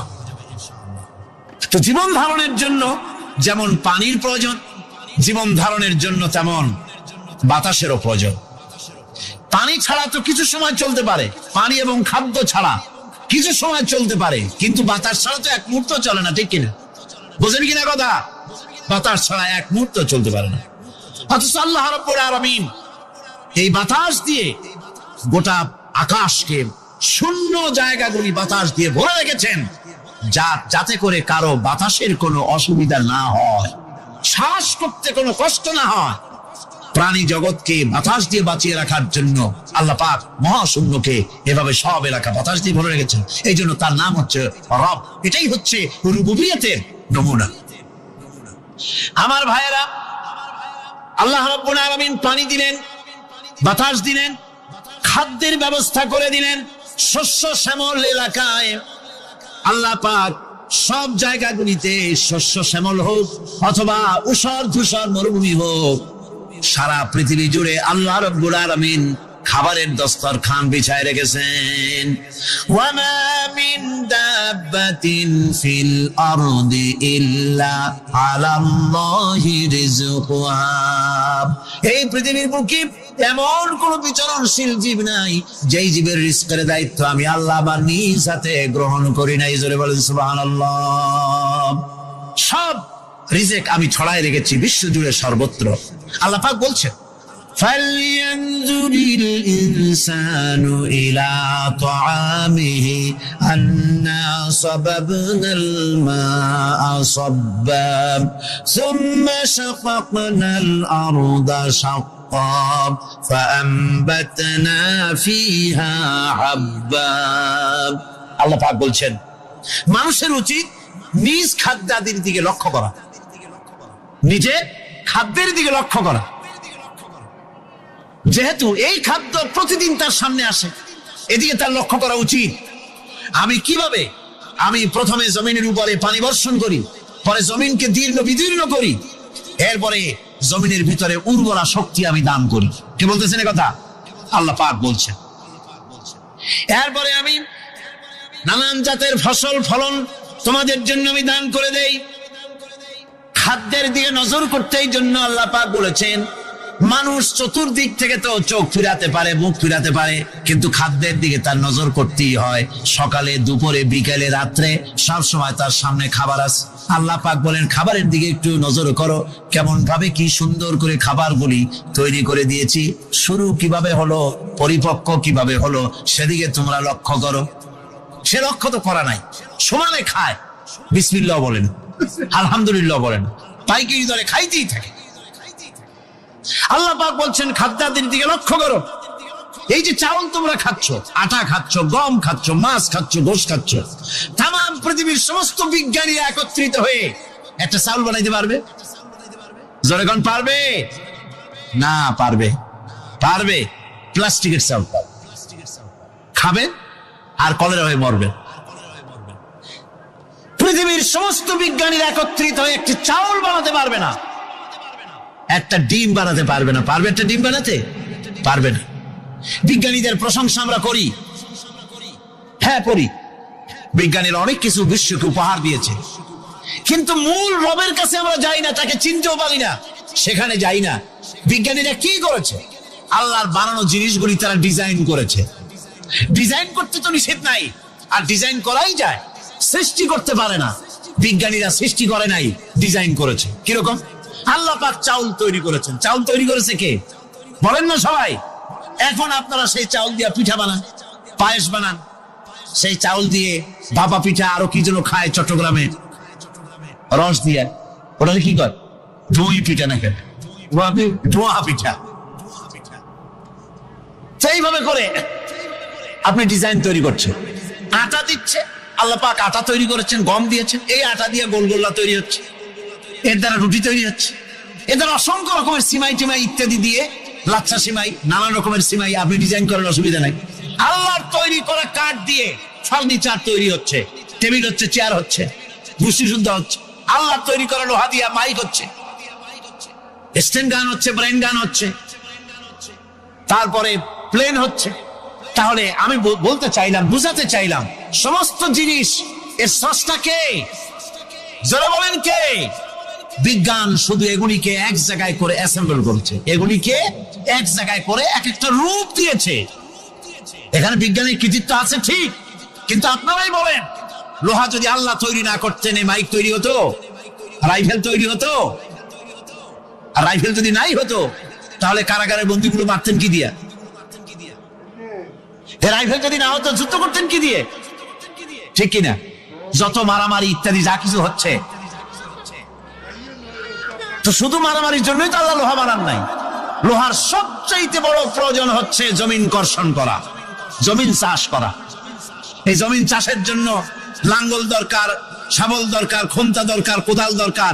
এই লোহার দাম তো আল্লাহ পাক এত লোহা বেশি দিয়েছেন, যার জন্য লোহার দাম কম। সোনা কম দিয়েছেন, যেহেতু সোনার প্রয়োজনীয়তা কম। লোহার প্রয়োজনীয়তা বেশি, এই জন্য লোহা বেশি দিয়েছেন, দামটা কমে গেছে, যার জন্য আপনার আমার জন্য কিনে ব্যবহারটা সহজ হয়েছে। কথা ঠিক কিনা বন্ধুগণ? আল্লাহ রাব্বুল আলামিন এইভাবে করে মানুষের রুবুবিয়তটা, আল্লাহ পাকের রুবুবিয়ত হচ্ছে এই, তিনি মানুষকে সুন্দর করে সৃষ্টি করে যা কিছু প্রয়োজন সবকিছু খাওয়াচ্ছেন, দিচ্ছেন। সে আল্লাহ পাক প্রশ্ন করছেন, কুল মান ইয়ারযুকুকুম মিনাস সামাই ওয়াল আরদ أَمَّنْ يَمْلِكُ السَّمْعَ وَالْأَبْصَارَ وَمَنْ يَخْرُجُ الْحَيَّ مِنَ الْمَيِّتِ وَيُخْرِجُ الْمَيِّتَ مِنَ الْحَيِّ। আকাশের প্রশস্ত বুক থেকে এবং জমিনের এই প্রশস্ত বুক থেকে কে রিজিক, তোমাদের খাদ্যকে উৎপাদন করে? কে নির্জীব থেকে সজীবকে বের করেন? আর কে সজীবকে নির্জীবে পরিণত করেন? তিনি কে? তিনি হচ্ছেন আল্লাহ পাক। আল্লাহ পাক বলছেন, এই প্রশ্ন যদি তাদেরকে করা হয় তো তারা কি বলবে? আল্লাহ পাক বলেন, ওয়ামান ইউদাব্বিরুল আমরা ফাসায়াকুলুনা আল্লাহ ফাকুল আফালা তাত্তাকুন। হে নবী, এদেরকে প্রশ্ন করুন। এদেরকে যদি প্রশ্ন করা হয় এই পৃথিবীর সুন্দর পরিচালনা পদ্ধতি কে করেন, তাহলে তারা এক কথায় বলবে, নিজের থেকেই বলবে আল্লাহ। কে করছেন? সবকিছু আল্লাহ। আল্লাহ পাক বলেন, নবী তাহলে তাদেরকে বলেন, এ কথা জানার পর, এ কথা বোঝার পরেও কেন তারা ঔদাসীন্যতা দেখাচ্ছে? কেন তারা গাফিল হয়ে যাচ্ছে? কেন তারা আল্লাহ পাককে ভয় করে তার পথের অনুসারী হচ্ছে না? যে আল্লাহ রাব্বুল আলামিন এত কিছু করছেন, তিনি তার পরিচয় সম্পর্কে বলে দিচ্ছেন, ফাযালিকুমুল্লাহু রাব্বুকুমুল হক ফামাযা বা'দাল হক ইল্লাদ দালাল। নিশ্চয়ই এসবের মূলে রয়েছেন তোমাদের রব, আমাদের আল্লাহ, আমাদের রব। সুতরাং উজ্জ্বল সত্য প্রকাশিত হওয়ার পর গোমরাহি ছাড়া আর কিছুই বাকি থাকে না। সুতরাং যারা সত্যের পথের অনুসরণ করতে চায়, রবকে চিনতে হবে, আল্লাহ পাককে জানতে হবে এবং তাকে অনুসরণ করতে হবে, তাকে রব হিসেবে চিনতে হবে। আমার বন্ধুগণ, এটা হচ্ছে সেই রুবুবিয়ত ইলাহি যার দিকে হযরত মূসা আলাইহিস সালাম ইঙ্গিত করেছিলেন, ফিরআউন যখন তাকে প্রশ্ন করেছিলেন, ফামান রাব্বুকুমা ইয়া মূসা, হে মূসা তোমাদের দুজনের রব কে?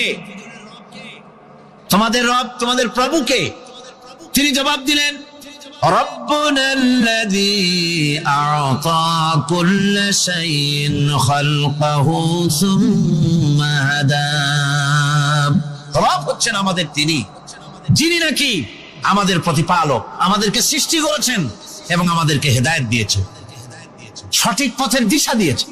এখানে হেদায়েত হচ্ছে, এখানে হেদায়েত শব্দের অর্থ হচ্ছে সৃষ্টি শুধু করেন নাই, তাকে চলার, তার খাদ্য অনুসন্ধানের, তাকে বেঁচে থাকার সবকিছুর উপকরণ, এর কমন সেন্স, এর সাধারণ জ্ঞান আল্লাহ পাক তার সাথে দিয়েছেন। তিনি হচ্ছেন রব। আচ্ছা, একটা দৃষ্টান্ত দেই। এই হেদায়েতটা কি? এই হেদায়েতটা হচ্ছে, আপনাদের বাড়িতে যদি কারো বিড়াল থাকে, বিড়াল, বিড়াল বোঝেন তো না? কি বলে এটা? বিড়াল, বিলাই নাকি বলে? বিড়াল। এই বিড়াল যদি আপনাদের কারো বাড়িতে থাকে, তো বিড়ালের প্রসবকালীন অবস্থা দেখবেন, বিড়ালের প্রসব হবে, বাচ্চা দেবে। বিড়াল তখন ঘরের মধ্যে পেরেশান হয়ে ঘুরতে থাকে, একটা নিরাপদ জায়গা খোঁজে, একটা নিরাপদ জায়গা খোঁজে। প্রসব করার 2-3 দিন আগের থেকে খুঁজতে থাকে তার জন্য নিরাপদ জায়গা কোনটা। এরপরে খুঁজতে খুঁজতে প্রসবের দিন সে সত্যিকারের ঘরের মধ্যে সবচেয়ে কোনা কানা জায়গা যেটা, সেই রকম একটা নিরাপদ জায়গা সে বেছে নিল। এরপরে বাচ্চা হলো। বাচ্চা হওয়ার পর এই বাচ্চার উপরে কেউ যেন আক্রমণ না করে, শত্রু যেন তার জায়গাটিতে না আসে, এই জন্য বাচ্চাটার তো হাত দিয়ে মায়ের মতো করে নিতে পারে না, সে আস্তে করে ঘাটটা কামড়ায় ধরে যাতে করে বাচ্চা ব্যথা না পায়। ওইভাবে করে ঘাট কামড়ায় ধরে, আজকে এই সিঁড়ির নিচে, কালকে ওই খাটের নিচে, পরশুদিন এই আলমারির কোনায়, এইভাবে বাচ্চাগুলি সরায় সরায় রেখে বাচ্চাকে প্রতিপালন করে। এই বিড়ালের হেদায়েত দিলটা কে? যিনি দিলেন তার নাম রব। ইনি হচ্ছেন রব্বুল আলামিন। সন্তান প্রতিপালনের ব্যবস্থা শুধু দুনিয়ার মানুষকেই দেন নাই, প্রাণী জগৎকেও দিয়েছেন। সুবহানাল্লাহ। বলেন বলেন, মুরগির বাচ্চা হলো, ডিমের থেকে বাচ্চা বেরোলো, এই বাচ্চাগুলি হয়েছে গতকাল, আজকে বাচ্চাগুলি আদার খাচ্ছে মায়ের সাথে। হঠাৎ করে একটা চিল এলো আর ওর মা একটা সিগন্যাল মারলো, সাথে সাথে বাচ্চাগুলি দৌড়াইয়া এমন পলান দিল, আপনি তো ভালো একাদশীর বাপেও তালাশ করে পাবে না যে মুরগির বাচ্চা ফলাইলো। এখন ওই বাচ্চাটিকে এই সিগন্যাল সম্পর্কে কে অবহিত করলো যে এরকম একটা আওয়াজ শুনলে এটা ভীতির আওয়াজ, এটা সাইরেন, এটা বিপদ সংকেত, এটা ডেঞ্জার সিগন্যাল, এটা শুনলে দেখলে তাড়াতাড়ি করে আত্মগোপন করবা। কেটে গেল, কেটে গেল, আল্লাহ পাক শিখাইছেন। এখন এক শ্রেণীর বুদ্ধিজীবী তারা আবার উল্টা কথা কয়। তারা বলে কি? তারা বলে যে মুরগি বাচ্চা, এই বাচ্চা যে দৌড় মারলো, এখানে আল্লাহ এইসব কিছু নাই, নাউযুবিল্লাহ মিন যালিক। তো এখানে কি আছে? কই যে এখানে বিষয়টা হলো এই যে এই মুরগি আর মোরগ, ওর বাপ মা, এই দুজনের মধ্যে আছে সিলের ভয়, আছে শিয়ালের ভয়। ওই ভয় ওদের মধ্যে ছিল, এই মা বাপের ক্রসের মাধ্যমে বাচ্চা আসছে, কাজে ওই ভয়, বাপের যদি কোনো রোগ থাকে, মায়ের রোগ থাকে, তো এগুলি তো বাচ্চার মধ্যেও ঢোকে। তো ভয় হোক, সুখ হোক, দুঃখ হোক, এই অনুভূতি স্বাভাবিক প্রক্রিয়ার মাধ্যমে বাচ্চার মধ্যে ঢুকছে, আর সিল দেখে আওয়াজ শুনে সে আত্মগোপন করেছে। এইটা আমি পড়িয়া আমি আমার আলোচনা এক জায়গায় বললাম বুদ্ধিজীবীদের উদ্দেশ্যে, যদি সত্যি তাই হয়, মোরগ আর মুরগি মা বাবার মধ্যেই ভয় আছে বলে বাচ্চার মধ্যেই ভয় ঢুকছে, সেই জন্য সে আত্মগোপন করছে, তাহলে আবার মানুষের ব্যাপারে কথাটা আনি। মানুষেরা সাপের ভয় করে না মহব্বত করে? কথার জবাব দিলে না, যখন তখন মনে হয় আপনারা সাপ বুঝি ভালোবাসেন। সাপ আমরা সকলেই ভয় পাই, মায়ও ভয় পায়, বাবাও ভয় পায়। এই মায়ের গর্ভে সন্তান এসছে, সন্তানের বয়স 2 বছর, 2.5 বছর, ঘরের মধ্যে কেউ ছিল না, ঘরের মধ্যে একটা সাপ আসছে, একটা সুন্দর সাপ, দেখতে সুন্দর, কিন্তু সে সাপে কামড়ালে মানুষ মরে যায়। ওই সাপটা মাথা উঁচু করে ফোনা ধরেছে। এই বাচ্চাটা কি সাপ দেখে দৌড় মারবে, না বাচ্চাটা ওই সাপটাকে ধরার জন্য সে এগিয়ে যাবে? কোনটা করবে? এগিয়ে যাবে। তাহলে মা বাপের ভয়, তাদের মা বাপের রক্তের মধ্যে, শিরার মধ্যে সব জায়গায় সাপের ভয়, তার মাধ্যমে বাচ্চা এসে বাচ্চার মধ্যে সাপের মহব্বত হইল, কারণ ভয় হলো না কেন বাচ্চা অবস্থায়। সুবহানাল্লাহ। আমার বন্ধুগণ, মুরগির বাচ্চাকে হেফাজত করার জন্য বুদ্ধিমান প্রাণী মানুষ তার কাছে নাই বলে আল্লাহ রাব্বুল আলামিন তারে বাচ্চা অবস্থা থেকে বোঝার তৌফিক দিয়েছেন কোনটা ভয়ের আওয়াজ, কোনটা হলো বিপদের আওয়াজ। মানব সন্তানের প্রতিপালন করার জন্য তার মার বাবা আছে বলে ওই রকম করে পশুদের মতো আল্লাহ বানান নাই, তাকে হেফাজত করার জন্য মা বাপ আছে বলে এই দায়িত্ব আল্লাহ পাক মা বাপের উপরে ছেড়ে দিয়েছেন। মা বাপ তাকে হেফাজত করে। রুবুবিয়তের প্রতিপালন, হেদায়েতের এই প্রতিপালন আল্লাহ পাক মানুষকে এভাবে করে তাদেরকে হেদায়েত দিয়েছেন, তার পথের চলার দিশা দিয়েছেন। পিঁপড়ার খাদ্য সংগ্রহের ব্যাপারটা দেখেন, পিঁপড়ার আছে দারুণ ঘ্রাণ শক্তি। কোথায় খাবা? 5 তলায় আপনি মিষ্টি খাচ্ছেন, রসগোল্লা থুয়ে দেন, তারপরে দেখেন কোন জায়গায় দিয়ে পিঁপড়া এসে জন্মের খাওয়া খায়, ঠিক কিনা? দেখেন তার কত তীব্র ঘ্রাণ শক্তি, সেখানে চলে যাচ্ছে। তাকে হেদায়েত দেওয়া হয়েছে, তাকে ঘ্রাণ শক্তি দেওয়া হয়েছে।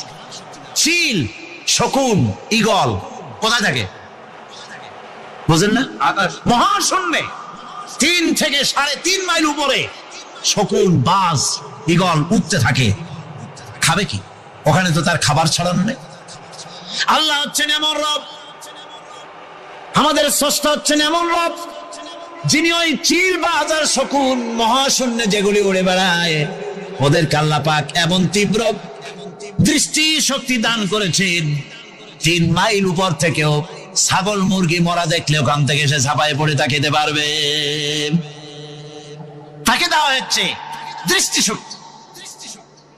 এরকম করে যার যা প্রয়োজন সমস্ত প্রয়োজনগুলি আল্লাহ মিটাচ্ছেন। এরই নাম হচ্ছে রুবুবিয়তে ইলাহি। এটাই হচ্ছে আল্লাহ পাক রব, এটা তার অসংখ্য প্রমাণ। সেই জন্য আল্লাহ পাক বলেন আলহামদুলিল্লাহি রাব্বিল আলামিন। পড়েন সবাই আলহামদুলিল্লাহি রাব্বিল আলামিন। সমস্ত প্রশংসা হচ্ছে আল্লাহ পাকের জন্য। কোন আল্লাহ? প্রথমে তো আল্লাহ বললাম, তারপর বললাম রব, এখন বলা হচ্ছে কোন রব? যিনি আলামিন, রব্বিল আলামিন, যিনি সমস্ত জাহানের রব। তাহলে বোঝা যাচ্ছে রব, জগৎ একটা না। জগৎ, কথা বুঝতেছেন আমার? জগৎ একটা নয়, অসংখ্য জগৎ আছে। বহুমাত্রিক জগতের কথা এখানে আল্লাহ পাক বলছে। আমি এই জন্য বলি যে কোরআন হচ্ছে বিজ্ঞানের উৎস। কোরআন বিজ্ঞানের কি? বিজ্ঞানের আবিষ্কার যত বাড়বে, বিজ্ঞান চিরটা কাল কোরআনের কাছে ভিক্ষার হাত দিয়ে এতিমের মতো দাঁড়ায় থাকবে কিয়ামত পর্যন্ত। আজ পৃথিবীর বিজ্ঞানীরা বলছে জগৎ সম্পর্কে, আমরা মনে করছি পৃথিবীটাকে, আমাদের কাছে জগৎ 2টা। কয়টা জগৎ? একটা জগৎ হলো এইটা, ইহ জগৎ আর পরজগৎ, এছাড়া আর কিছু জানি না। এই 2টাই জগৎ আমাদের কাছে। এখন দেখেন বিজ্ঞানীরা কি বলছে। বিজ্ঞানীরা বলছেন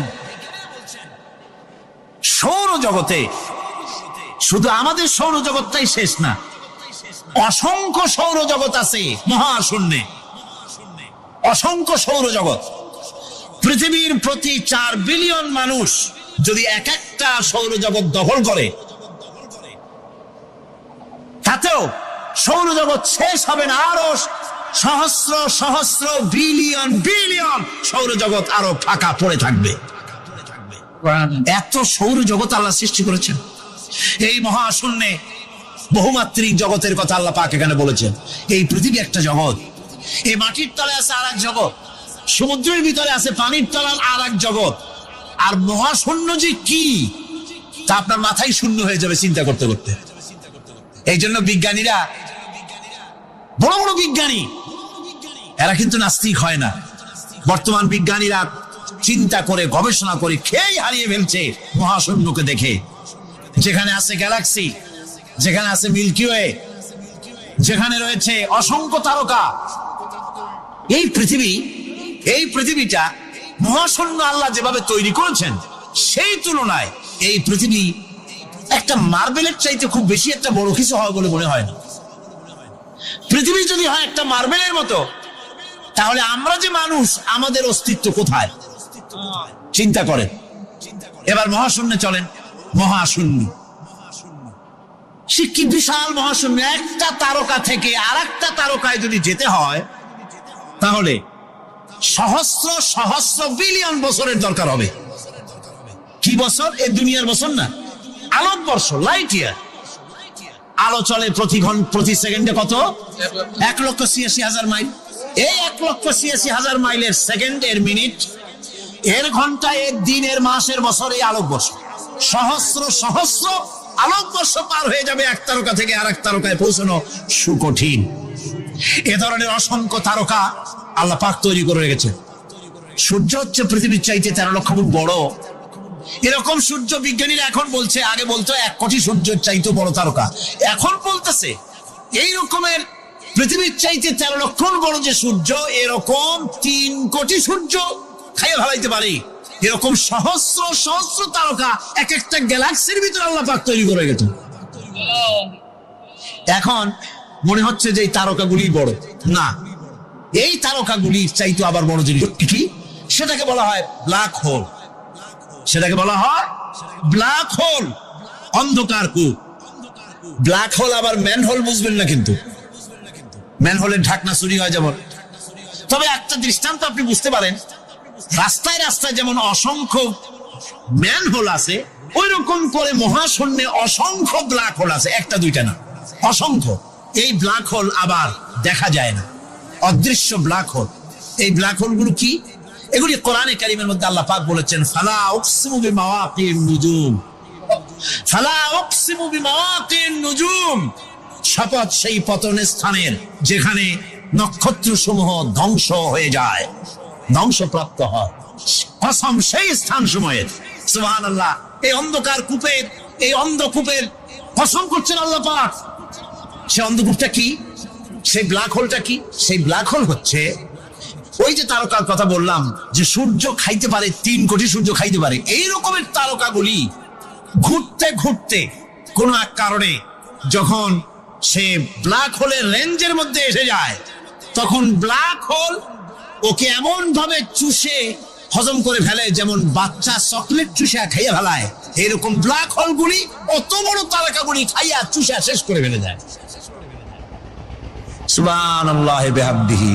বিজ্ঞানীরা বলেছেন আমাদের এই পৃথিবীটা, আল্লাহ না করুন কখনো, আমাদের এই পৃথিবীটা যদি কোনো ব্ল্যাক হোলের আওতায় পড়ে, ওর রেঞ্জে আসে, তাহলে মাত্র 2 সেন্টিমিটারের মধ্যে পৃথিবীটা তার ঘনত্ব লাভ করে ব্ল্যাক হোলের মধ্যে অদৃশ্য হয়ে যাবে, হারায় যাবে, অস্তিত্ব থাকবে। আল্লাহ পাক, আশ্চর্য লাগে আমার বিজ্ঞানের বইপত্র যখন পড়ি, আমার কাছে আশ্চর্য লাগে 1400 বছর আগে নবী কোন বিজ্ঞানাগারে পড়াশোনা করেন নাই, কোন সায়েন্স নিয়ে রিসার্চ করেন নাই, সেই নবীর মুখ থেকে এমন বিজ্ঞানময় কোরআন আল্লাহ বের করালেন যা আজকের পৃথিবীর মডার্ন যুগের বিজ্ঞানীরা কোরআনের কাছে এতিম হয়ে দাঁড়ায় আছে। সিরিয়ার দামেস্কে এজিদ ক্ষমতা দখল করলো অগণতান্ত্রিক পদ্ধতিতে, এবং সরকারি মালের কোনো হিসাব নাই, অডিট নাই, স্বৈরাচারী কায়দায় তিনি ক্ষমতা দখল করে মদিনার আহলে বায়াত যারা, মদিনার নেতৃবৃন্দকে তার আনুগত্য করার জন্য বাধ্য করলো।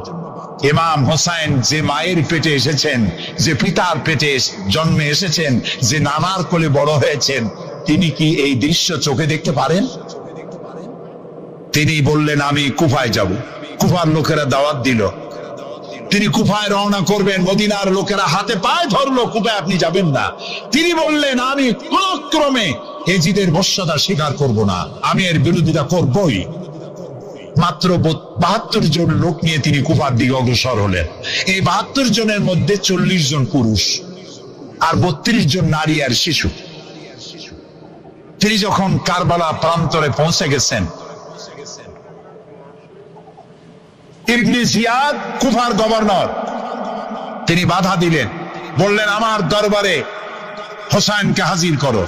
ইমাম হোসাইন বললেন যে ব্যক্তি আল্লাহর আখিরাতকে অস্বীকার করেছে, রাসূলকে অস্বীকার করেছে, আমি তার সামনে জীবন থাকতে যাব না। রাতারাতি ইয়াজিদ 6000 সৈন্য পাঠিয়ে দিল। ইমাম হোসাইনের সাথে লোক কত? মাত্র 72। 6000 লোক কি যুদ্ধ করা লাগে 72-এর সাথে? শুধু যদি মার্চ করে পায়ের তলায় পিছে 72 জন শেষ হয়ে যাবে। হযরত ইমাম হোসেন রাতের বেলায় সঙ্গীদের বললেন, ও আমার সাথীরা, ইয়াজিদ আমার শির চায়, আমাকে চায়, আমার সঙ্গে থেকে তোমরা তোমাদের জীবনকে বিপন্ন করো না, তোমরা সবাই ফিরে চলে যাও মদিনায়। সাথীরা বললেন, ইমাম, আজকে যদি আপনাকে ছেড়ে জীবনের মায়া নিয়ে মদিনায় ফিরে যাই, আর আপনার যদি শাহাদাত নসিব হয়, তাহলে কিয়ামতের দিন আল্লাহ নবীর সামনে আমরা কি জবাব দেব? আমরা আমাদের জীবন দিয়ে আপনাকে পাহারা দেব। সকালবেলা যুদ্ধ শুরু হয়ে গেল। জোহরের নামাজ আসতে না আসতে 40 জন পুরুষ শাহাদাত বরণ করলেন। এখন একজন পুরুষ বেঁচে আছেন, ইমাম হুসাইন। তাঁবুর ভিতরে স্ত্রী এবং অন্যান্য মহিলাদের কাছ থেকে বিদায় নিতে এসেছেন। তোমাদেরকে আল্লাহর হাওয়ালা করলাম, আমি যুদ্ধে চলে যাচ্ছি। আমার চোখের সামনে আমার নানাজির দামদার মোবারক শহীদ হওয়া ইসলাম, সাহাবীদের রক্ত দেওয়া, জীবন দেওয়া ইসলাম, খেলাফত মিটে যাবে পৃথিবী থেকে, রাজতন্ত্র প্রতিষ্ঠা হবে। আমার জীবন থাকতে আমি তা হতে দেব না।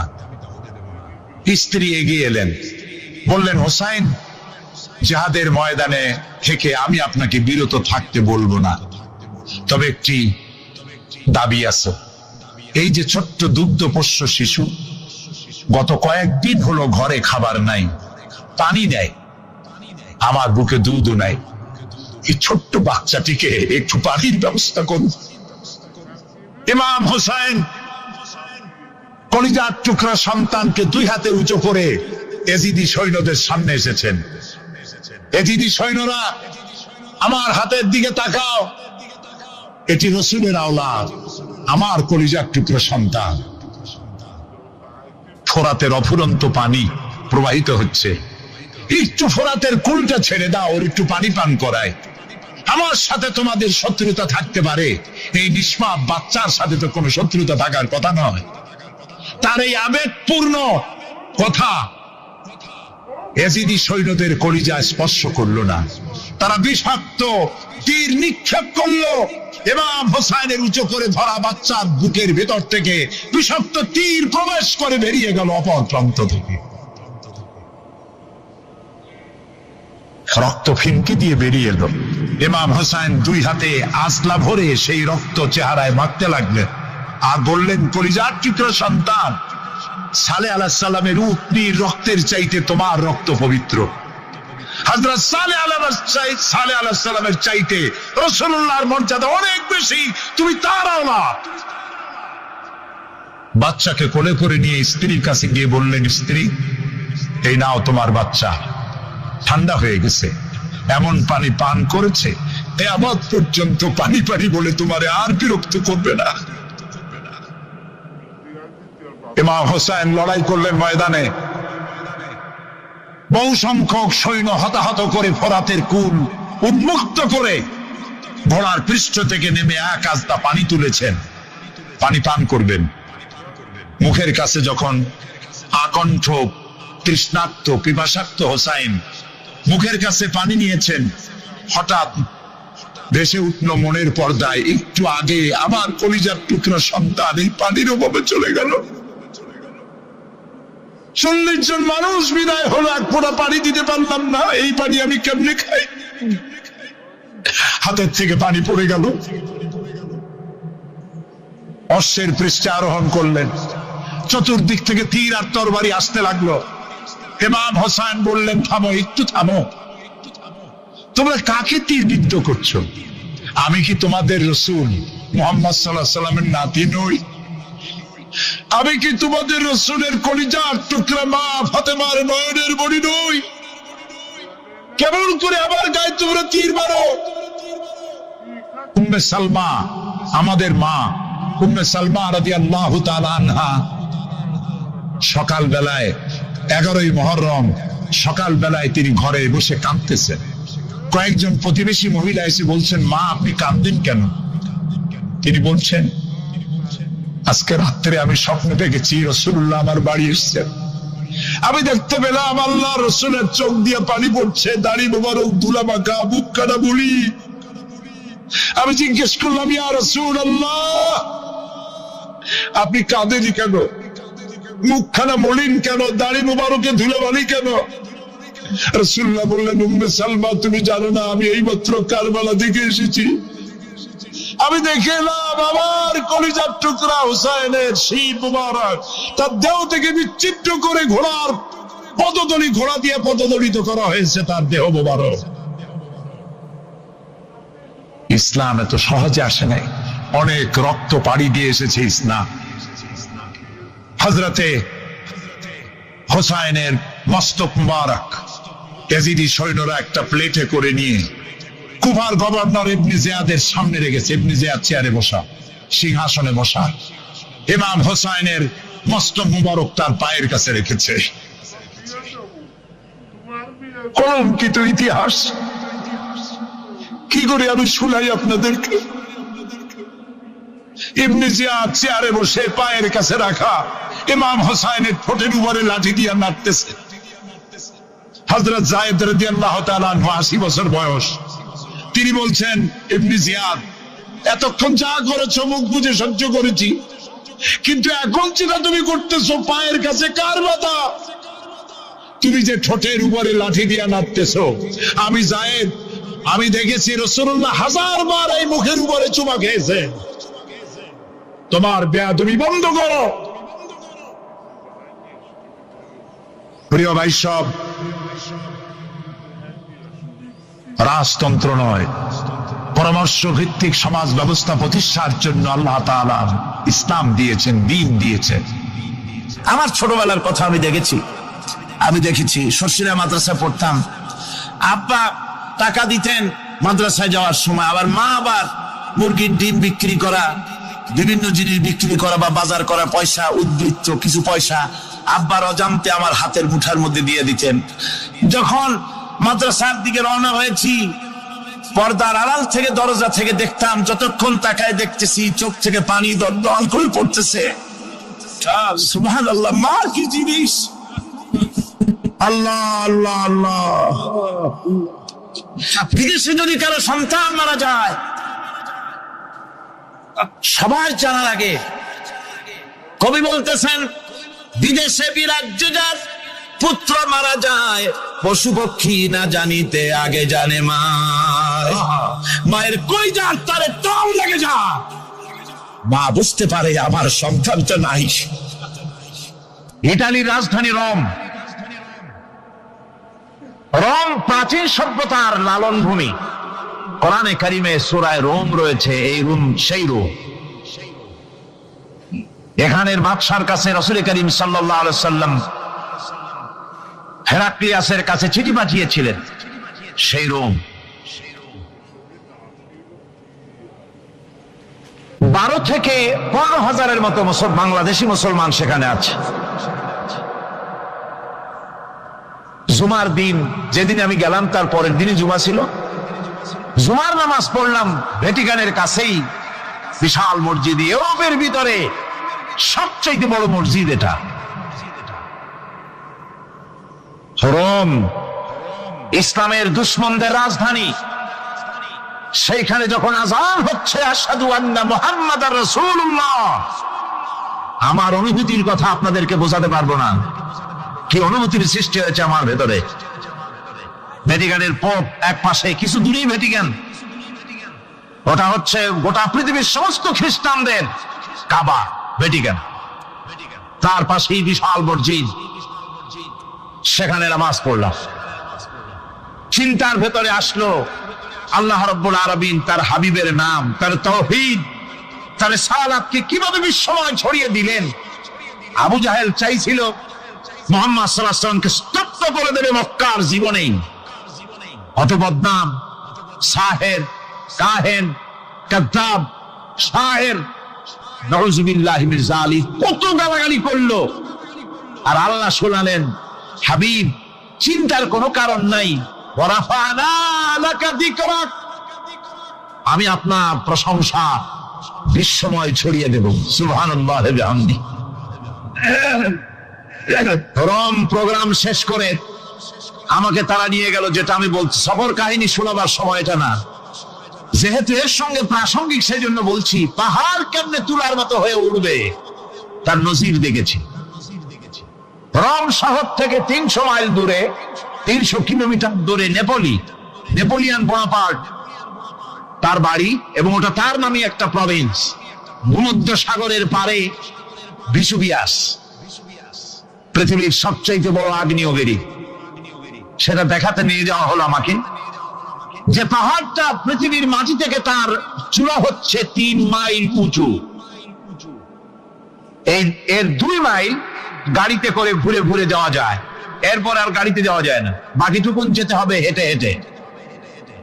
পাহাড়ের উপরে অক্সিজেন কম, বেশ কষ্ট হচ্ছিল উঠতে। জীবনে প্রথম পাহাড়ে চড়েছি জাবালে নূর, রাসূল করিম সাল্লাল্লাহু আলাইহি ওয়াসাল্লামের উপরে যেখানে ওহু হয়েছিল সর্বপ্রথম। পাহাড় চড়ার একটা অভিজ্ঞতা ওখান থেকে আমার কিছুটা হয়েছিল। খুব কষ্ট হলো বাকি 1 মাইল উঠতে।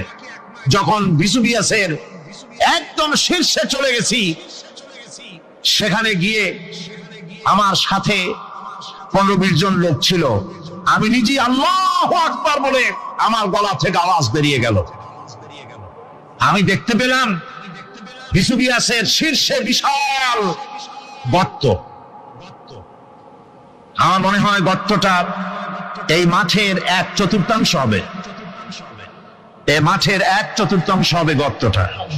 সেই গর্তটার গভীরতা হচ্ছে 1.5 কিলোমিটার। এইখান থেকে পাথরগুলি উত্থিত হয়েছে, আগ্নেয়গিরি পাথর আগুনে গলে লাভা হয়ে এগুলি পাহাড় বেয়ে উপচে পড়েছে, চতুর্দিকে 12 মাইল ছড়িয়ে গিয়েছে। আমার মনে পড়লো ওয়াকুদুহান নাস ওয়াল হিজারা, জাহান্নামের আগুনের ইন্ধন হবে মানুষ আর পাথর। আমি সেখানে সেজদায় পড়ে গিয়ে কান্নাম আর বললাম, আল্লাহ জাহান্নামের আগুন হারাম করে দিও আমাদের জন্য। পাথর কিভাবে গললো, গলে পাথরগুলি গলে পুড়ে চতুর্দিকে পড়েছে, ছিটকেছে, চতুর্দিকে ছিটকে পড়েছে। সেই পাথরগুলি ছিটকে ছিটকে যেগুলি পুড়ে পড়েছে, সেগুলিকে দূরে সাদা রঙের বলে মনে হয়, কোনোটা সাদা কোনোটা কালো, মনে হয় যেন তুলার মতো হয়ে পড়ে আছে চতুর্দিকে।